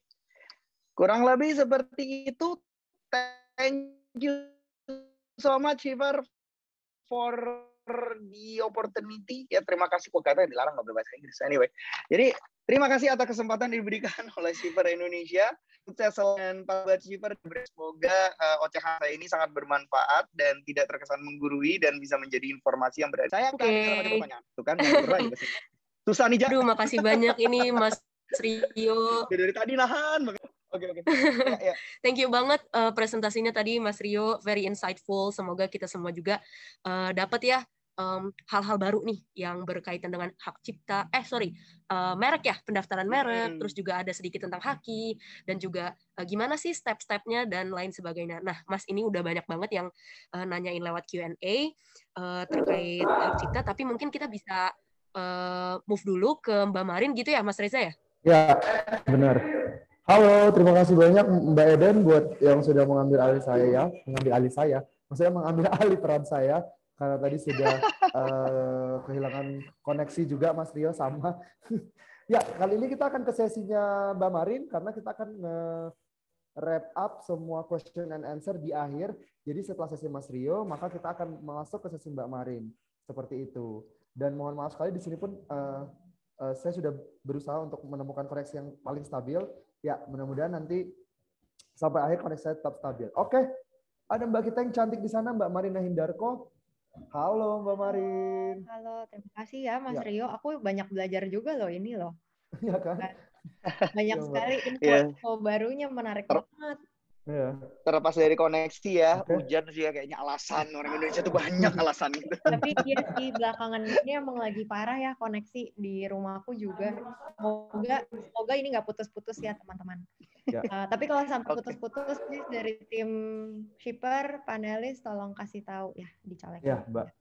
Monggo Mbak, silahkan lanjut Mbak. Aku shipper. mulai dulu dengan bentar. Saya harus share screen sedikit. Sebentar ya teman-teman. Oke, sudah terlihatkah? Terlihat Mbak, monggo. Sudah full screen kah? Sudah ya? Sudah Mbak. Oke. Halo teman-teman semuanya. Jadi kalau tadi kan kita sudah belajar sebetulnya mengenai gimana sih caranya melindungi hak cipta, hak merek gitu ya. Untuk usaha kita gitu. Kita di Shipper yakin banget saat teman-teman memulai usaha tuh memang harus di-prepare semuanya dengan baik gitu. Saya dulu termasuk pencoba-coba online shop gitu ya, terus nggak tahu gitu tentang info-info seperti ini dan memang pada akhirnya timbul beberapa masalah yang mengarah ke hal ini sebenarnya gitu. Jadi sebetulnya sangat bagus untuk kita ketahui di awal dan secepatnya mungkin bisa diurus sih gitu ya untuk teman-teman yang udah punya usaha. Nah, terus setelah kita nih udah dari usaha kita udah mantep gitu secara brand, secara hak cipta, merek semuanya juga udah beres, pastinya kan kita akan genjot terus dong kayak ini kita udah invest nih dari awal gitu ya. Usaha kita dari awal kita mulai cari produknya sampai sekarang udah mulai jualan gitu, pasti kita akan maunya ini semua berjalan dengan lancar dan pastinya kalau misalnya kita lakukan dengan benar tuh yang namanya rezeki kan ada aja ya gitu. Jadi tiba-tiba mungkin suatu pagi yang cerah tiba-tiba orderan teman-teman di marketplace membludak gitu. Nah, kalau sudah membludak biasanya yang keteteran pertama kali itu adalah dari sisi operasionalnya gitu. Jadi mulai panik nih, aduh ini handphone gak berhenti gitu. Kadang kan kita jualan juga gak cuma di satu platform ya. Kita jualan mungkin ada di marketplace, terus kita punya website online juga. Kita juga punya Instagram, kita juga jualan di WhatsApp, di Facebook, di mana-mana gitu. Itu handphone kayaknya gak berhenti, dering gitu. Ada lagi order yang masuk gitu. Tapi di satu sisi kayak order itu masuk dan juga biasanya dengan pertanyaan gitu kan kayak sis yang ini warnanya ada nggak sih sis, kirimnya bisa cepet nggak sih sis, kalau aku kirimnya butuh yang instan bisa nggak nih gitu. Di sisi lain barang-barang belum ke packing gitu, masih harus di packing dulu segala macam. Terus kita juga masih harus hubungan juga sama supplier gitu kan, oh ada produk baru atau produk yang mana udah mulai kosong, kita harus minta di top up. Terus juga dari packagingnya itu juga mesti dipikirin gitu. Ini bubble wrap gue masih ada nggak sih? Selotipnya habis nggak nih gitu. Jadi sebagai online shop kita sangat mengerti kalau yang kalian pikirkan, yang teman-teman pikirin itu tuh banyak banget gitu. Kayaknya kalau bisa satu hari itu dibikin 48 jam deh, 24 jam tuh kayaknya nggak cukup gitu, karena banyak sekali yang harus di manage gitu. Nah, sebetulnya Shipper itu akhirnya lahir tuh dari situ gitu. Jadi founder kita, kalau saya boleh cerita dulu nih, namanya Pak Budi Handoko. Dia itu juga dulunya adalah seorang penjual online.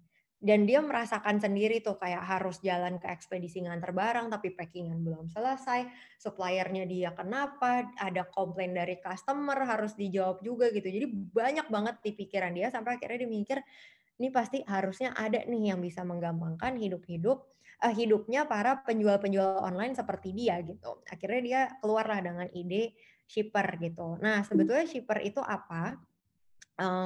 Shipper itu sebetulnya adalah perusahaan logistik berbasis teknologi gitu. Jadi kita semua produk kita itu menggunakan teknologi dan ini sebetulnya merupakan inovasi pertama di Indonesia gitu. Dan juga untuk service yang kita tawarkan sendiri itu dari hulu ke hilir, karena yang tadi aku sempat mention ya, sebagai online seller itu kita tuh yang kita pikirin banyak gitu. Jadi kalau kita cuma nyelesain di bagian pengirimannya doang, tapi di bagian packing, penyimpanan barang kita nggak selesaiin tuh kayaknya nanggung gitu solusinya. Jadi makanya yang kita bikin produk Shipper itu akhirnya benar-benar dari hulu ke hilir gitu.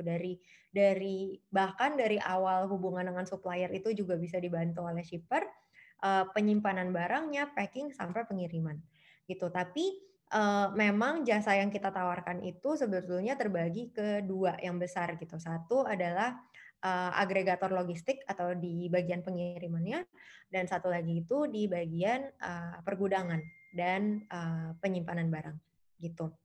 Nah, aku akan mulai mungkin dari pengirimannya dulu gitu. Gimana sih bedanya pengiriman dengan shipper? Jadi sebetulnya ada satu step di sini yang ke skip, adalah saat teman-teman membuat order, tapi aku akan jelasin di belakang. Jadi teman-teman itu bisa bikin setelah teman-teman terima order dan sudah transaksi nih ya, terus harus mengirimkan barang ke konsumen, itu teman-teman tinggal masuk aja ke aplikasinya Shipper atau ke websitenya Shipper untuk memilih barang ini mau dikirim pakai ekspedisi apa dan mau dijemputnya di mana dan jam berapa gitu. Nah, setelah itu teman-teman tinggal tunggu aja tuh di rumah, teman-teman masih bisa fokus dulu untuk mungkin nyiapin barangnya, packing atau fokus jualan lagi sambil menunggu kurir shipper yang akan datang ke rumah teman-teman gitu. Kurir shipper akan datang untuk jemput semua paket yang teman-teman mau kirim. Setelah itu paketnya teman-teman ini akan dibawa ke agen ekspedisi sesuai sama pilihannya teman-teman semua gitu. Lalu setelah itu barangnya akan dikirimkan ke ekspedisi sesuai dengan pilihan tadi ke tujuan yang teman-teman mau gitu. Nah, aplikasinya sendiri itu seperti apa sih dan sebetulnya fiturnya kayak gimana? Yang pertama adalah keunikannya Shipper ini, teman-teman itu bebas pilih jasa ekspedisi. Kenapa? Karena kita itu terintegrasi sama puluhan jasa ekspedisi ternama di Indonesia. Jadi dari JNE, Si Cepat, JNT, Antar Aja, sekarang kita ada Paxel juga. Terus pengiriman reguler ataupun internasional itu kita bisa bantu, dan juga pengiriman instan. Jadi kayak Grab, Gojek itu semua udah integrasi dengan Shipper. Jadi teman-teman benar-benar bebas mau pilih pakai jasa ekspedisi yang mana sesuai sama kebutuhannya pelanggannya teman-teman ataupun kebutuhan teman-teman sendiri gitu. Terus berbagai layanan pengiriman itu juga tersedia di Shipper kayak yang tadi aku bilang, ada regular, same day, kargo ataupun internasional. Terus yang ketiga nih yang menarik juga adalah yang tadi aku bilang, teman-teman tuh bisa lebih fokus aja di rumah, apalagi keadaan sekarang ya COVID-nya lagi lumayan genting gitu. Teman-teman bisa lebih fokus di rumah dan nanti tim shipper yang akan jemput semua paketnya itu ke rumah. Misalnya nih, satu hari teman-teman mau kirim 30 paket. 30 paket ini yang 10 pakai JNE, 10 pakai Si Cepat, 10 lagi pakai GoSend gitu. Nah, semua paket itu 30-30-nya akan kita jemput sekaligus gitu. Jadi tim shipper akan jemput 30-30-nya itu, kita bawa ke sorting hub kita, akan kita sortir. Oh, yang 10 ini larinya ke agen JNE. Oh, yang 10 ini larinya kemana? Yang 10 ini larinya kemana? Gitu. Nah, nanti setelah itu paket-paket tersebut akan langsung dikirimkan ke ekspedisi pilihan teman-teman dan nyampe ke tujuannya gitu. Dan yang enaknya adalah service ini tuh benar-benar tanpa tambahan biaya apapun. Jadi nggak ada biaya administrasi, biaya jemput paket, itu tuh semuanya gratis. Jadi yang teman-teman bayar itu benar-benar sesuai sama nominal pengiriman yang biasanya teman-teman pakai gitu. Dan untungnya lagi adalah di Shipper itu banyak sekali promonya. Jadi kayak minggu depan nih kita bakal ada promo sama Indah Logistik. Jadi untuk kargo. Terus bulan lalu kita sempat promo sama JNE, sama Antar Aja gitu. Jadi banyak sekali promo yang bahkan jadinya bisa lebih untung nih daripada memakai dengan rute pengiriman yang biasa gitu. Nah, ini ekspedisi yang tadi udah aku jelasin. Jadi ada ini dan masih ada yang lain-lain lagi. Nanti untuk lengkapnya bisa dicek di website kita gitu. Terus aku akan sedikit ngejelasin tentang gudang. Jadi kenapa kok gudang shipper ini juga akhirnya jadi salah satu pilihannya para UMKM dan para pebisnis di Indonesia, karena yang pertama adalah nggak ada biaya di awal gitu. Itu mungkin yang kita beda banget dari layanan gudang konvensional gitu. Kalau teman-teman biasanya butuh gudang, biasanya teman-teman akan harus membayar semuanya itu tuh di awal. Harus bayar sewa tempatnya itu tuh biasanya di awal. Jadi biasa kan kita kalau nggak salah sewanya 1 tahun atau 2 tahun gitu ya. Pembayarannya DP dulu di depan 6 bulan, nanti pelunasannya setelah 6 bulan berikutnya gitu. Dan itu cuma sewa tempat doang biasanya. Disitulah shipper itu beda gitu. Karena untuk layanan gudang di shipper, teman-teman nggak usah investasi di awal, teman-teman cukup bayar sesuai penggunaan.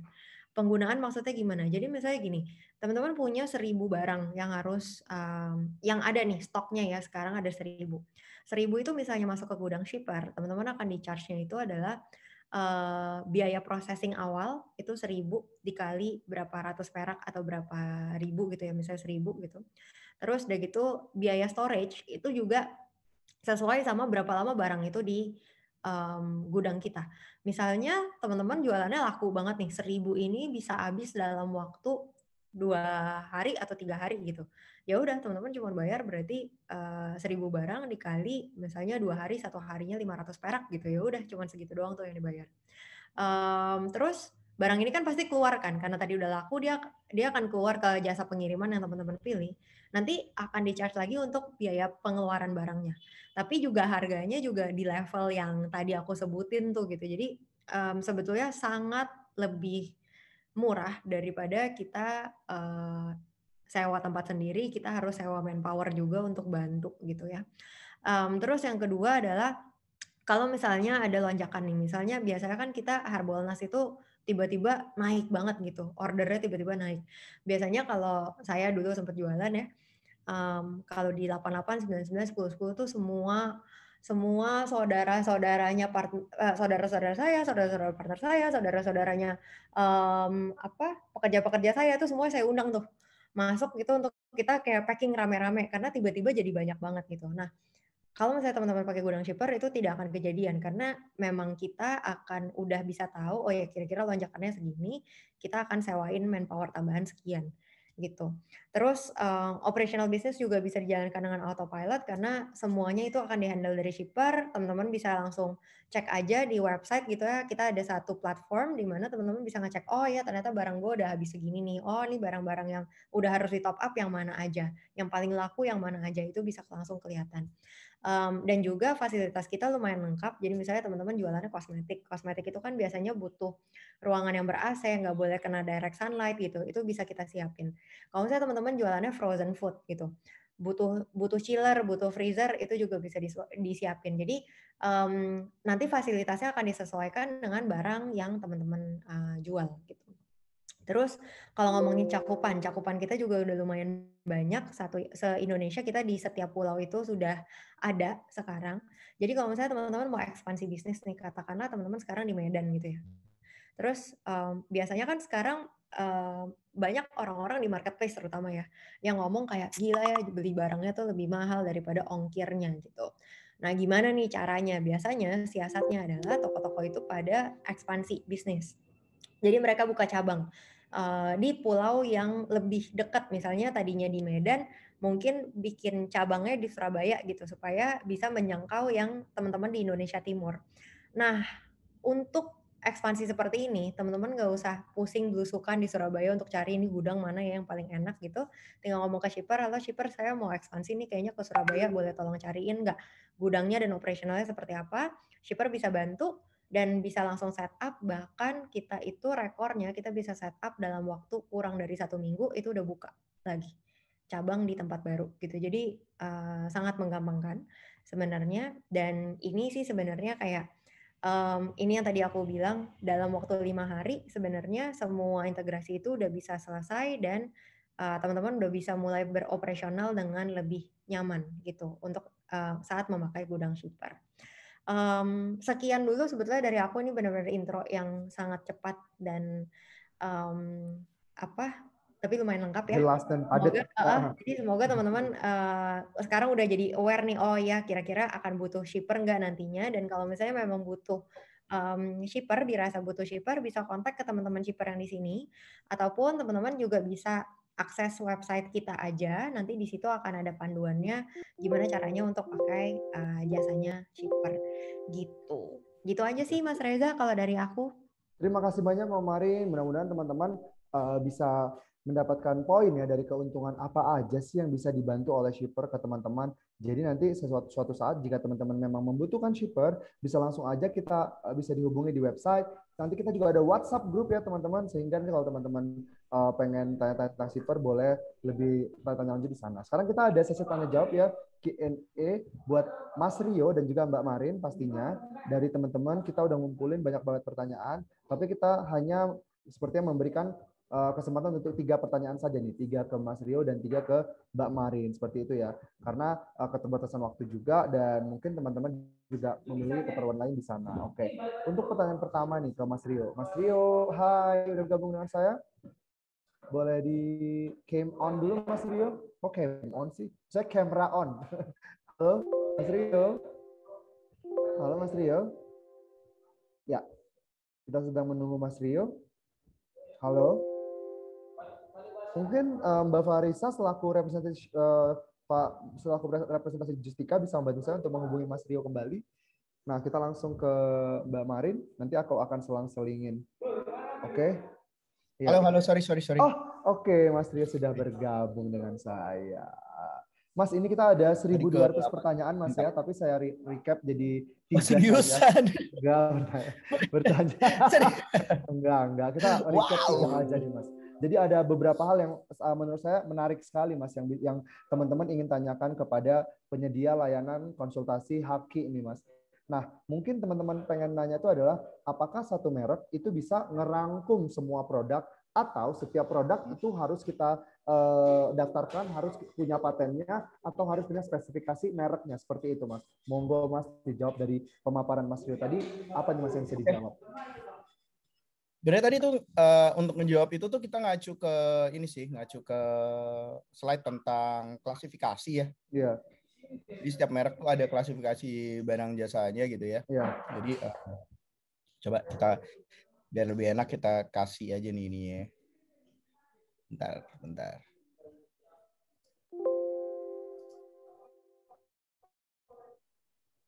Ini keluar Chrome ya. Google Chrome ya. Oh, Mas langsung pengen pengen ini, Mas ya, showcase dari DJP-nya website-nya langsung ya, Mas? Klasifikasi kan? Ya.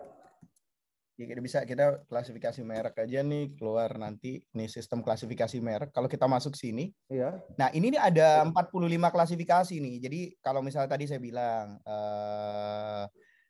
kita simulasi deh, misalnya Mas Reza nih seorang seller gitu. Iya. Apa nih produknya, Mas? Aku produknya misalnya fashion pria, Mas. Fashion pria ya, clothing ya. Berarti ya, kan kita bilang pakaian lah ya. Pakaian. Oke, kita lihat pakaian. Nah, pakaian ini masuk di mana aja nih? Pakaian masuknya lebih banyak ada di kelas. Ini semua ada yang berkait nih dengan pakaian nih. Ada semua. Ini ada 18, tapi pakaian kuda kan bukan ya. Terus ada gantungan pakaian pakaian bukan juga. Nah, kalau pakaian tuh berarti masuk di 25. 25 itu ada pakaian ini pakaian kucing lucu banget. Cute. Tapi ada pakaian, dan ini pakaian alas kaki, tutup kepala, nih segala macam. Ini banyak ada di kelas 25, Mas. Nah, misalkan kalau kita lihat nih, oke, ternyata banyak di kelas 25. Kita klik aja yang kelas 25. Nah, ini ada. Nah, masalahnya satu kita daftarin merek, kalau mau diprotek di semuanya bisa.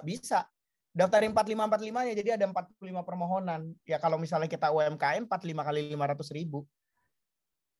Oh gitu ya, Mas? Iya, kalau misalnya kita bukan UMKM yang 45 kali 1,8 juta gitu loh. Tapi untuk ngajuin setiap permohonan itu. Oh, berarti bukan per merek tapi per produk, per klasifikasi ya, Mas ya? Ya, per klasifikasi. Kebetulan nih kalau kita masuk di kelas 25 kan pakaian, alas kaki sama tutup kepala. Jadi kan kebetulan produk-produk ini nih di satu kelas. Jadi ya udah cukup satu aja gitu loh. Tapi kalau kebetulan misalnya produk kita itu ternyata ada di beberapa kelas, ya otomatis kita harus mikirin, harus daftarin di kelas-kelas itu juga. Misalnya kayak ini ya, sepatu. Ini kan sepatu itu kan masuk kelas 25 ya. Kalau kita tulisnya sepatu boots. Sepatu boots casual. Yang safety aja. Iya, safety. Safety gitu ya. Safety boots gitu ya. Atau enggak kita cek deh sepatu gitu ya, sepatu kita cari. Nah ini sepatu nih nggak hanya ada juga sepatu misalnya sepatu ortopedi itu beda kelasnya. Terus ada juga sepatu kelas untuk misalnya nih apa nih sepatu kuda itu beda. Sepatu untuk apa nih, ini banyak nih Mas gitu loh. Jadi ada kita lihat sepatunya sepatu apa dulu gitu. Kalau sepatu pada umumnya kelas 25, tapi kalau sepatu yang misalnya ortopedi yang terkait dengan produk medik itu beda lagi, yang terkait dengan sepatu-sepatu yang terkait dengan keselamatan itu beda-beda lagi gitu. Jadi kita mesti lihat per itemize juga sih produk mana yang mau kita jual gitu. Kalau misalnya kayak kosmetik gitu kan. Kalau kosmetik kan sekarang lagi happening banget nih produk-produk perawatan wajah tuh lagi happening banget deh, yang lokal brand juga lagi keren banget deh, bahkan sampai baik online maupun offline tuh laku ya. Nah ini kita lihat nih ada di kelas berapa aja gitu ya. Ada di kelas, kita bisa lihat ada di kelas perangkat kosmetik itu ada di kelas 10. Itu bisa di trace satu-satu Mas. Berarti vary sekali Mas ya. Perangkat kosmetik ya. Ini tapi kosmetiknya sendiri ada di kelas 3 rata-rata. Gitu. Nah, nanti tergantung kita mau luas apa mau yang concerning aja. Kalau saya lihat sih kalau produk kosmetik semuanya di kelas 3 tercakup ya. Nah, cuman ada yang penting lagi gini.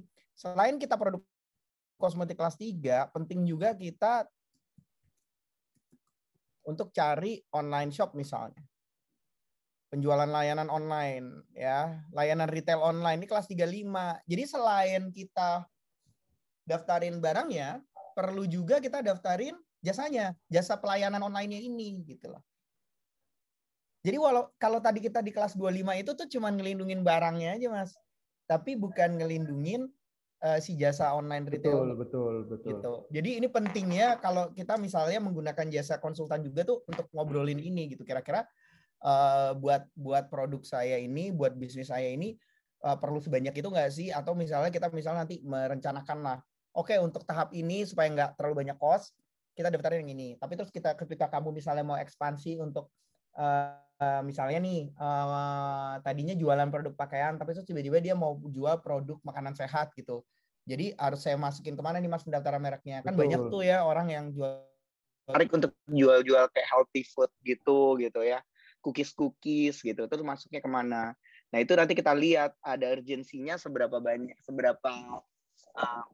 mana dulu yang didaftarin. Tapi kalau saya sekarang kayak tadi, misalnya kayak contoh Mas Reza, Mas kalau gitu saya daftarin kelas berapa ya?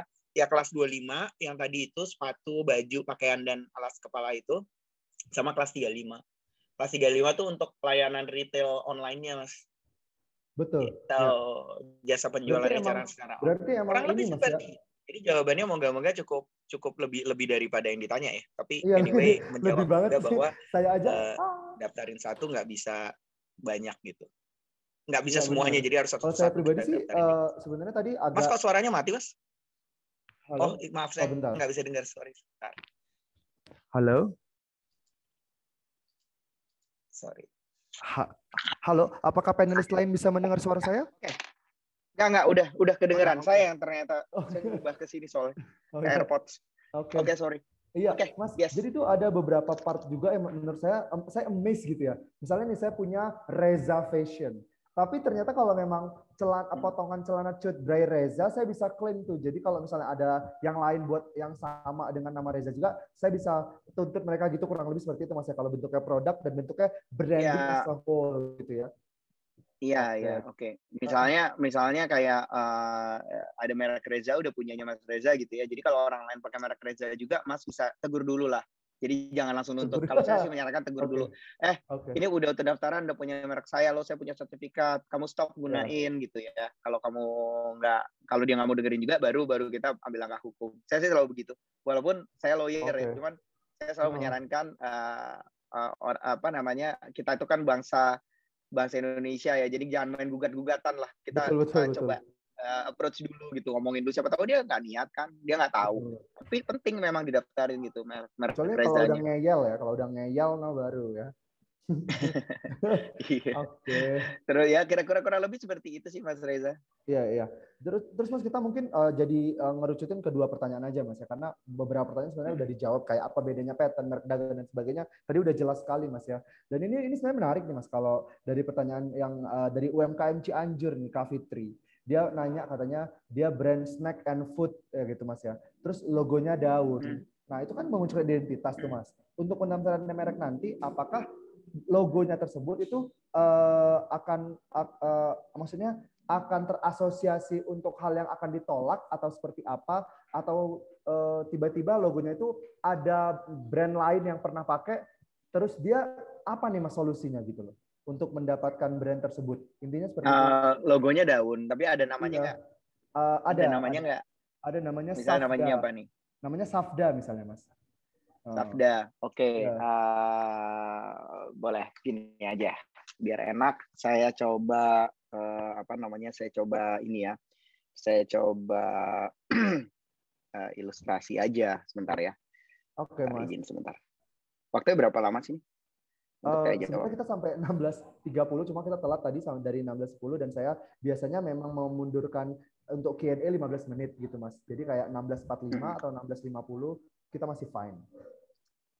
Sampai nanti absensi kita tutup absensi juga sampai jam 5 kok Mas. Seperti itu. Oke, sembari Mas. Jadi kelihatannya tadi misalkan ini soalnya penting nih. Ada pentingnya itu gimana kita gimana kita ngelihat udah kelihatan? Sudah terpresent. Oke, terpresent ya. Jadi misalnya ada merek itu kan tadi saya bilang bisa berupa gambar, bisa berupa kata-kata. Tadi apa namanya mereknya Afda? Safda gitu ya. Ya, let's say ini misalnya gini lah ya, Safda misalnya. Misalnya gini. Ini kan Safda kan udah jelas bukan yang absolut tadi kan, karena ini sebuah coin word atau sebuah penamaan. Terus let's say logonya adalah logo daun. Logonya daun gini lah. Kan daun itu semua bisa sama gitu ya. Betul. Semua kan bisa sama gitu ya.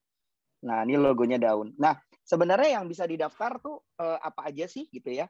Nah, ada opsi. Ini kan ada beberapa unsur nih. Unsur pertama adalah gambar daunnya. Ya kan? Unsur kedua adalah kata-kata safdanya. Jadi kalau untuk proteksi itu sebenarnya kita bisa opsinya adalah 1+2. Jadi 1 semua. Atau 1 aja sendiri. 3, 2 aja sendiri. Gitu. Tentu kalau yang ini paling hemat nih. Karena kenapa? Dijadiin 1, daun sama Safda. Keuntungannya apa? Kalau misalnya ada orang lain yang ngambil daunnya aja mirip-mirip. Nah, kalau kita daftarin daunnya sendiri, berarti kan kita bisa menuntut sendiri atas dasar yang si pendaftaran yang 2 ini doang kan. Nah, kalau ada orang lain pakai kata Safda tapi bukan Safda. Misalkan contohnya nih, ada orang mau coba daftarin ya, itu misalnya Safda untuk kelas yang sama. Kan sabda sama sabda kalau orang Sunda teh bacanya hampir mirip gitu ya, sabda gitu ya. Nah, ini bisa ditolak ini si sabda ini. Ketolaknya kenapa? Karena ada sabda ini gitu lah. Atau karena ada persamaan nama sabda dan ada logo daun ini gitu. Nah, tapi kalau ada orang pakai misalnya logo daunnya aja yang sama, misalnya ada orang lagi daftarin daunnya misalnya begini gitu ya. Mirip gitu. Ini gini, cuman ini cuma 2 gitu ya. Nah, ini juga bisa ketolak gitu. Kita juga bisa mengajukan keberatan karena ini sama-sama ini atau ini sama-sama yang daun dan kata juga. Tapi bagaimanapun juga ya ini adalah pilihan Anda gitu. Apakah mau ambil opsi yang apakah mau ambil opsi yang nomor 1, nomor 2 atau nomor 3 gitu. Kurang lebih sih seperti itu, Mas. Oke, jelas sekali kok Mas. Saya juga nangkep banget dari pemaparannya Mas Rio. Terima kasih banyak nih Mas. Saya dapat insight banyak banget nih buat saya young entrepreneur ya Mas, yang baru memulai usaha. Ya, sebelum saya ke sesinya Mbak Marin ya, ini ada hal yang penting juga yang harus saya sampaikan bahwa buat teman-teman yang belum tahu Justika itu adalah platform konsultasi hukum online. Jadi ini bisa memudahkan teman-teman banget ya kalau mau konsultasi di Justika. Sekarang lagi ada program di mana teman-teman bisa konsultasi via chat mulai dari 30.000 aja. Bayangin, kuota internet teman-teman tuh lebih mahal daripada chat bareng kayak orang Mas Rio nih. Apa nggak udah dapat insight banyak banget nih.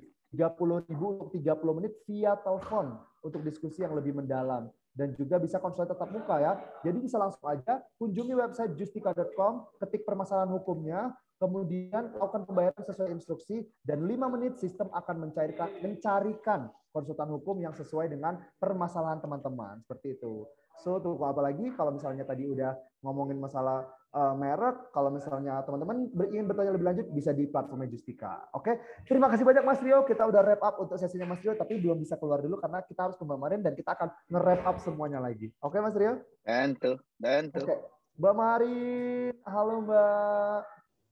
Halo. Iya, masih di sana Mbak bersama kita ya. Mbak, ini ada pertanyaan yang sebenarnya mungkin selalu berulang-ulang ya Mbak, ditanyakan sama Mbak Marin di acara Shipper atau di acara webinar Shipper. Mbak, ini tuh ada minimalnya nggak sih? Kok enak banget kita dijemput paketnya gitu Mbak? Oke. Tidak ada minimal dan tidak ada maksimal gitu. Jadi biasanya kalau konvensional tuh zaman ya sampai sekarang sih, maksudnya kayak sebelum saya mengenal Shipper sebelum saya mengenal Shipper, itu tuh biasanya kan kita memang ada beberapa ekspedisi yang bisa jemputin gitu, tapi biasanya kesalip-salip tuh gitu, misalnya kita cuma 1 karung gitu, tapi kesalip sama yang 2 karung, 3 karung gitu kan. Nah, enaknya pakai Shipper, mau ngirimnya kayak cuman nih 1 begini doang gitu ya, kayak kecil banget gitu. Dokumen pun gitu 1 surat doang itu juga bisa dijemput. Terus ada batas maksimalnya nggak Mbak? Karena biasanya nih follow up question saya adalah, oke, kalau tidak ada batas maksimalnya, kalau saya kirimnya sekarung full gitu, kayak barangnya gede-gede gitu, itu bisa dijemputin atau enggak gitu? Jawabannya adalah bisa juga. Jadi di aplikasi ataupun di website Shipper, saat teman-teman itu minta dijemput barangnya, kita akan tanya biasanya berapa banyak barangnya, ukurannya seperti apa. Enggak deh, cuma 2 itu doang. Jadi ukurannya seberapa besar dan berapa banyak barangnya gitu. Nah, dari situ kita biasanya langsung mengkalkulasikan, oh ini nggak mungkin dijemputnya cuma pakai motor gitu, ini harus dijemputnya misalnya pakai blind van, pakai mobil gitu, supaya barangnya cukup gitu. Jadi nggak usah khawatir teman-teman kalau misalnya kayak aduh barang saya tapi banyak banget, takutnya nanti nggak kejemput sama shipper, tenang aja karena kita bisa kalkulasikan hal tersebut gitu. Yang penting datanya semuanya diisi dengan benar gitu. Oke, Mbak Marin terima kasih banyak. Sekian dari sesinya Mbak Marin juga. Mungkin kita akan close aja sesi kali ini dengan last word nih Mbak. Bukan last word juga sih, maksudnya gimana sih Mbak supaya teman-teman UMKM sana bisa termotivasi dengan usahanya sekarang, dengan apa yang mereka jalani seperti itu Mbak? Oke, untuk teman-teman sebetulnya cuman Saya cuma mau kasih, pertama adalah terima kasih dulu sudah bergabung sama kita, udah belajar bareng sama Shipper dan juga sama Justika. Terima kasih juga kepada Mas Rio dan tim Justika udah kasih kita banyak banget masukan, insights nih mengenai berbisnis gitu ya, supaya kita bisa berbisnis dengan aman dan nyaman. Dan untuk teman-teman tetap semangat. Shipper sangat tahu kalau ini mungkin bukan kondisi terbaik untuk berbisnis, tapi sebetulnya jadi banyak juga opportunity-nya gitu. Kayak jualan online itu meningkat banget, transaksi online kita Shipper itu menyaksikan sendiri dari awal pandemi sampai sekarang transaksi online itu terus meningkat, pengiriman itu terus meningkat. Berarti kan ada opportunity-nya nih karena memang semuanya mungkin sekarang dari offline udah go digital gitu. Nah, untuk teman-teman yang mungkin sekarang bisnisnya masih offline tapi kayak belum go digital, mau tahu gimana caranya, stay tune sama Shipper karena kita akan banyak sekali partner-partner lain yang juga mau bergabung sama kita untuk ngasih tips and triknya gimana sih caranya untuk go digital, go online dengan cepat. Lalu kedua, untuk teman-teman yang sudah online mau meningkatkan lagi bisnisnya, tenang aja, pokoknya Shipper memang visinya dari awal kan membantu online seller. Jadi kita akan terus memberikan nggak cuma produk, tapi kita juga siap sedia menyediakan berbagai macam platform-platform edukasi kayak gini. Jadi stay tune terus di WhatsApp group kita. Ada Mas Reza juga di sana, ada aku juga di sana. Kalau misalnya teman-teman ada mau pertanyaan mengenai apapun, nggak usah seputar Shipper deh gitu. Kayak gimana caranya Facebook Ads itu kayak gimana, caranya jualan di marketplace yang benar tuh sebetulnya seperti apa. Kirim aja pertanyaannya di WhatsApp, kita akan bantu jawabin dan kita juga akan pasti bantu mencari praktisi-praktisi yang bisa memfasilitasi kita belajar bareng-bareng gitu. Gitu aja sih kalau dari aku. Ya, terima kasih banyak Mbak Marin atas waktunya dan atas pemaparannya hari ini. Kita lanjut ke Mas Rio. Mas Rio, gimana nih Mas untuk memompa semangat teman-teman yang sedang berjuang mungkin ya ingin mempertahankan brandnya atau mereknya atau sedang berjuang untuk UMKM dan UKM-nya gimana Mas nih? Ada kata-kata nggak Mas buat mereka? Aku ngomong secara makro aja tadi, maksudnya melihatnya tadi yang sudah kita jadi udah di cited dulu tadi benar tuh. Jadi dengan adanya pandemi ini justru yang bisa lebih bertahan hidup gitu ya, malah ini teman-teman yang UMKM gitu yang kecil. Karena kenapa? Karena kan kita bisa melakukan semua operationnya itu dari rumah gitu ya. Jadi tidak harus ada operation cost. Jadi kan itu udah dari awal ya emang udah di rumah gitu ya. Jadi ketika pandemi ini terjadi itu juga yang nggak akan cost tuh nggak akan sebesar kalau misalkan kita harus nyewa mall atau tempat atau mall di tempat tertentu gitu dan tempatnya nggak digunakan tapi udah terlanjur dibayar gitu kan. Bayangin aja kalau hal itu terjadi. Dan dengan adanya dengan adanya tech company seperti Shipper ini ya tentu harus disambut yang sangat positif ya untuk membantu teman-teman semua yang untuk berbisnis dari rumah, bisa stay at home, bisa stay safe gitu, tapi terus juga bisa nge-running si bisnisnya ini. Jadi saya rasa sih malah menyemangatinya, embrace the opportunity banget ya, malah dengan adanya keadaan seperti ini itu harus dipergunakan dengan baik buat teman-teman para sobat Shipper dimanapun Anda berada, karena yang paling penting adalah itu kita harus memanfaatkan ini. Jadi jangan jadikan pandemi itu malah kita jadi bersantai-santai di rumah terus nggak genah gitu, malah justru harus lebih banyak memanfaatkan ini dengan mengambil peluangnya, dengan mencoba segala macam. Tapi tentu juga harus hati-hati karena ini kan lagi isu-isunya semakin banyak online ini juga semakin banyak yang ya ada barang palsu lah, ada apa ya, jadi ada isu-isu lain gitu. Dan itu juga mesti hati-hati sih Mas. Cuman tapi yang penting kita harus tetap semangat dan harus embrace opportunity ini. Harus kita bahasa Indonesia itu harus kita pergunakan sebaik-baiknya, harus kita manfaatkan sebaik-baiknya. Anggaplah ujian ini kita ambil good side-nya, kita ambil hal baiknya, kita anggap semua pandemi ini ternyata kalau kita jualan online itu malah jauh lebih laku gitu ya tadi ya. Lebih trafficnya lebih banyak gitu. Ya udah kita fokus aja ke situ gitu karena orang juga masih stay at home semua. Saya juga termasuk orang yang sangat mungkin 80% kehidupan saya belanja retail sekarang melalui online. 80%. Produk apapun 80%. ya kecuali sesuatu yang harus saya coba. Itu aja sih. Oke, terima kasih banyak Mas. Saya that was apa namanya inspiring Mas ya to wrap up, dan ada banyak banget platform digital di luar sana yang teman-teman bisa maksimalkan seperti Justika dan Shipper yang bisa membantu teman-teman dan akhirnya bisa membuat teman-teman bisa jadi lebih mudah hidupnya dan juga at the end bisa menyelesaikan masalah-masalahnya. Seperti ada masalah hukum, bisa ke Justika, masalah logistik, bisa ke Shipper, seperti itu. Terima kasih banyak untuk teman-teman yang luar biasa hari ini. Sehat selalu untuk kita semua. Dan jangan lupa kita masih punya Shipper Seller Series besok. Buat yang belum pernah join di FBMP, dan juga ada Mbak Konita tentang repeat order, gimana caranya dapat repeat order. Besok jam 3 dan di jam 3 sampai jam 5 juga seperti biasa. Dan buat teman-teman yang belum isi absen, boleh isi absen. Terima kasih banyak Mas Rio atas waktunya. You are really something menurutku Mas ya. Ada bisa ngasih apa penjelasan yang keren banget. Mbak Marin juga, hai Mbak yang cantik di sana, terima kasih banyak untuk hari ini ya. Oke. So, thank you for today. Semua panelis saya ucapkan terima kasih, dan semua panelis boleh diizinkan untuk meninggalkan Zoom meeting hari ini. Terima kasih banyak. Sampai jumpa kembali. Oke. Yeah. Bye guys. Thank you so much for the opportunity. Bye. Bye.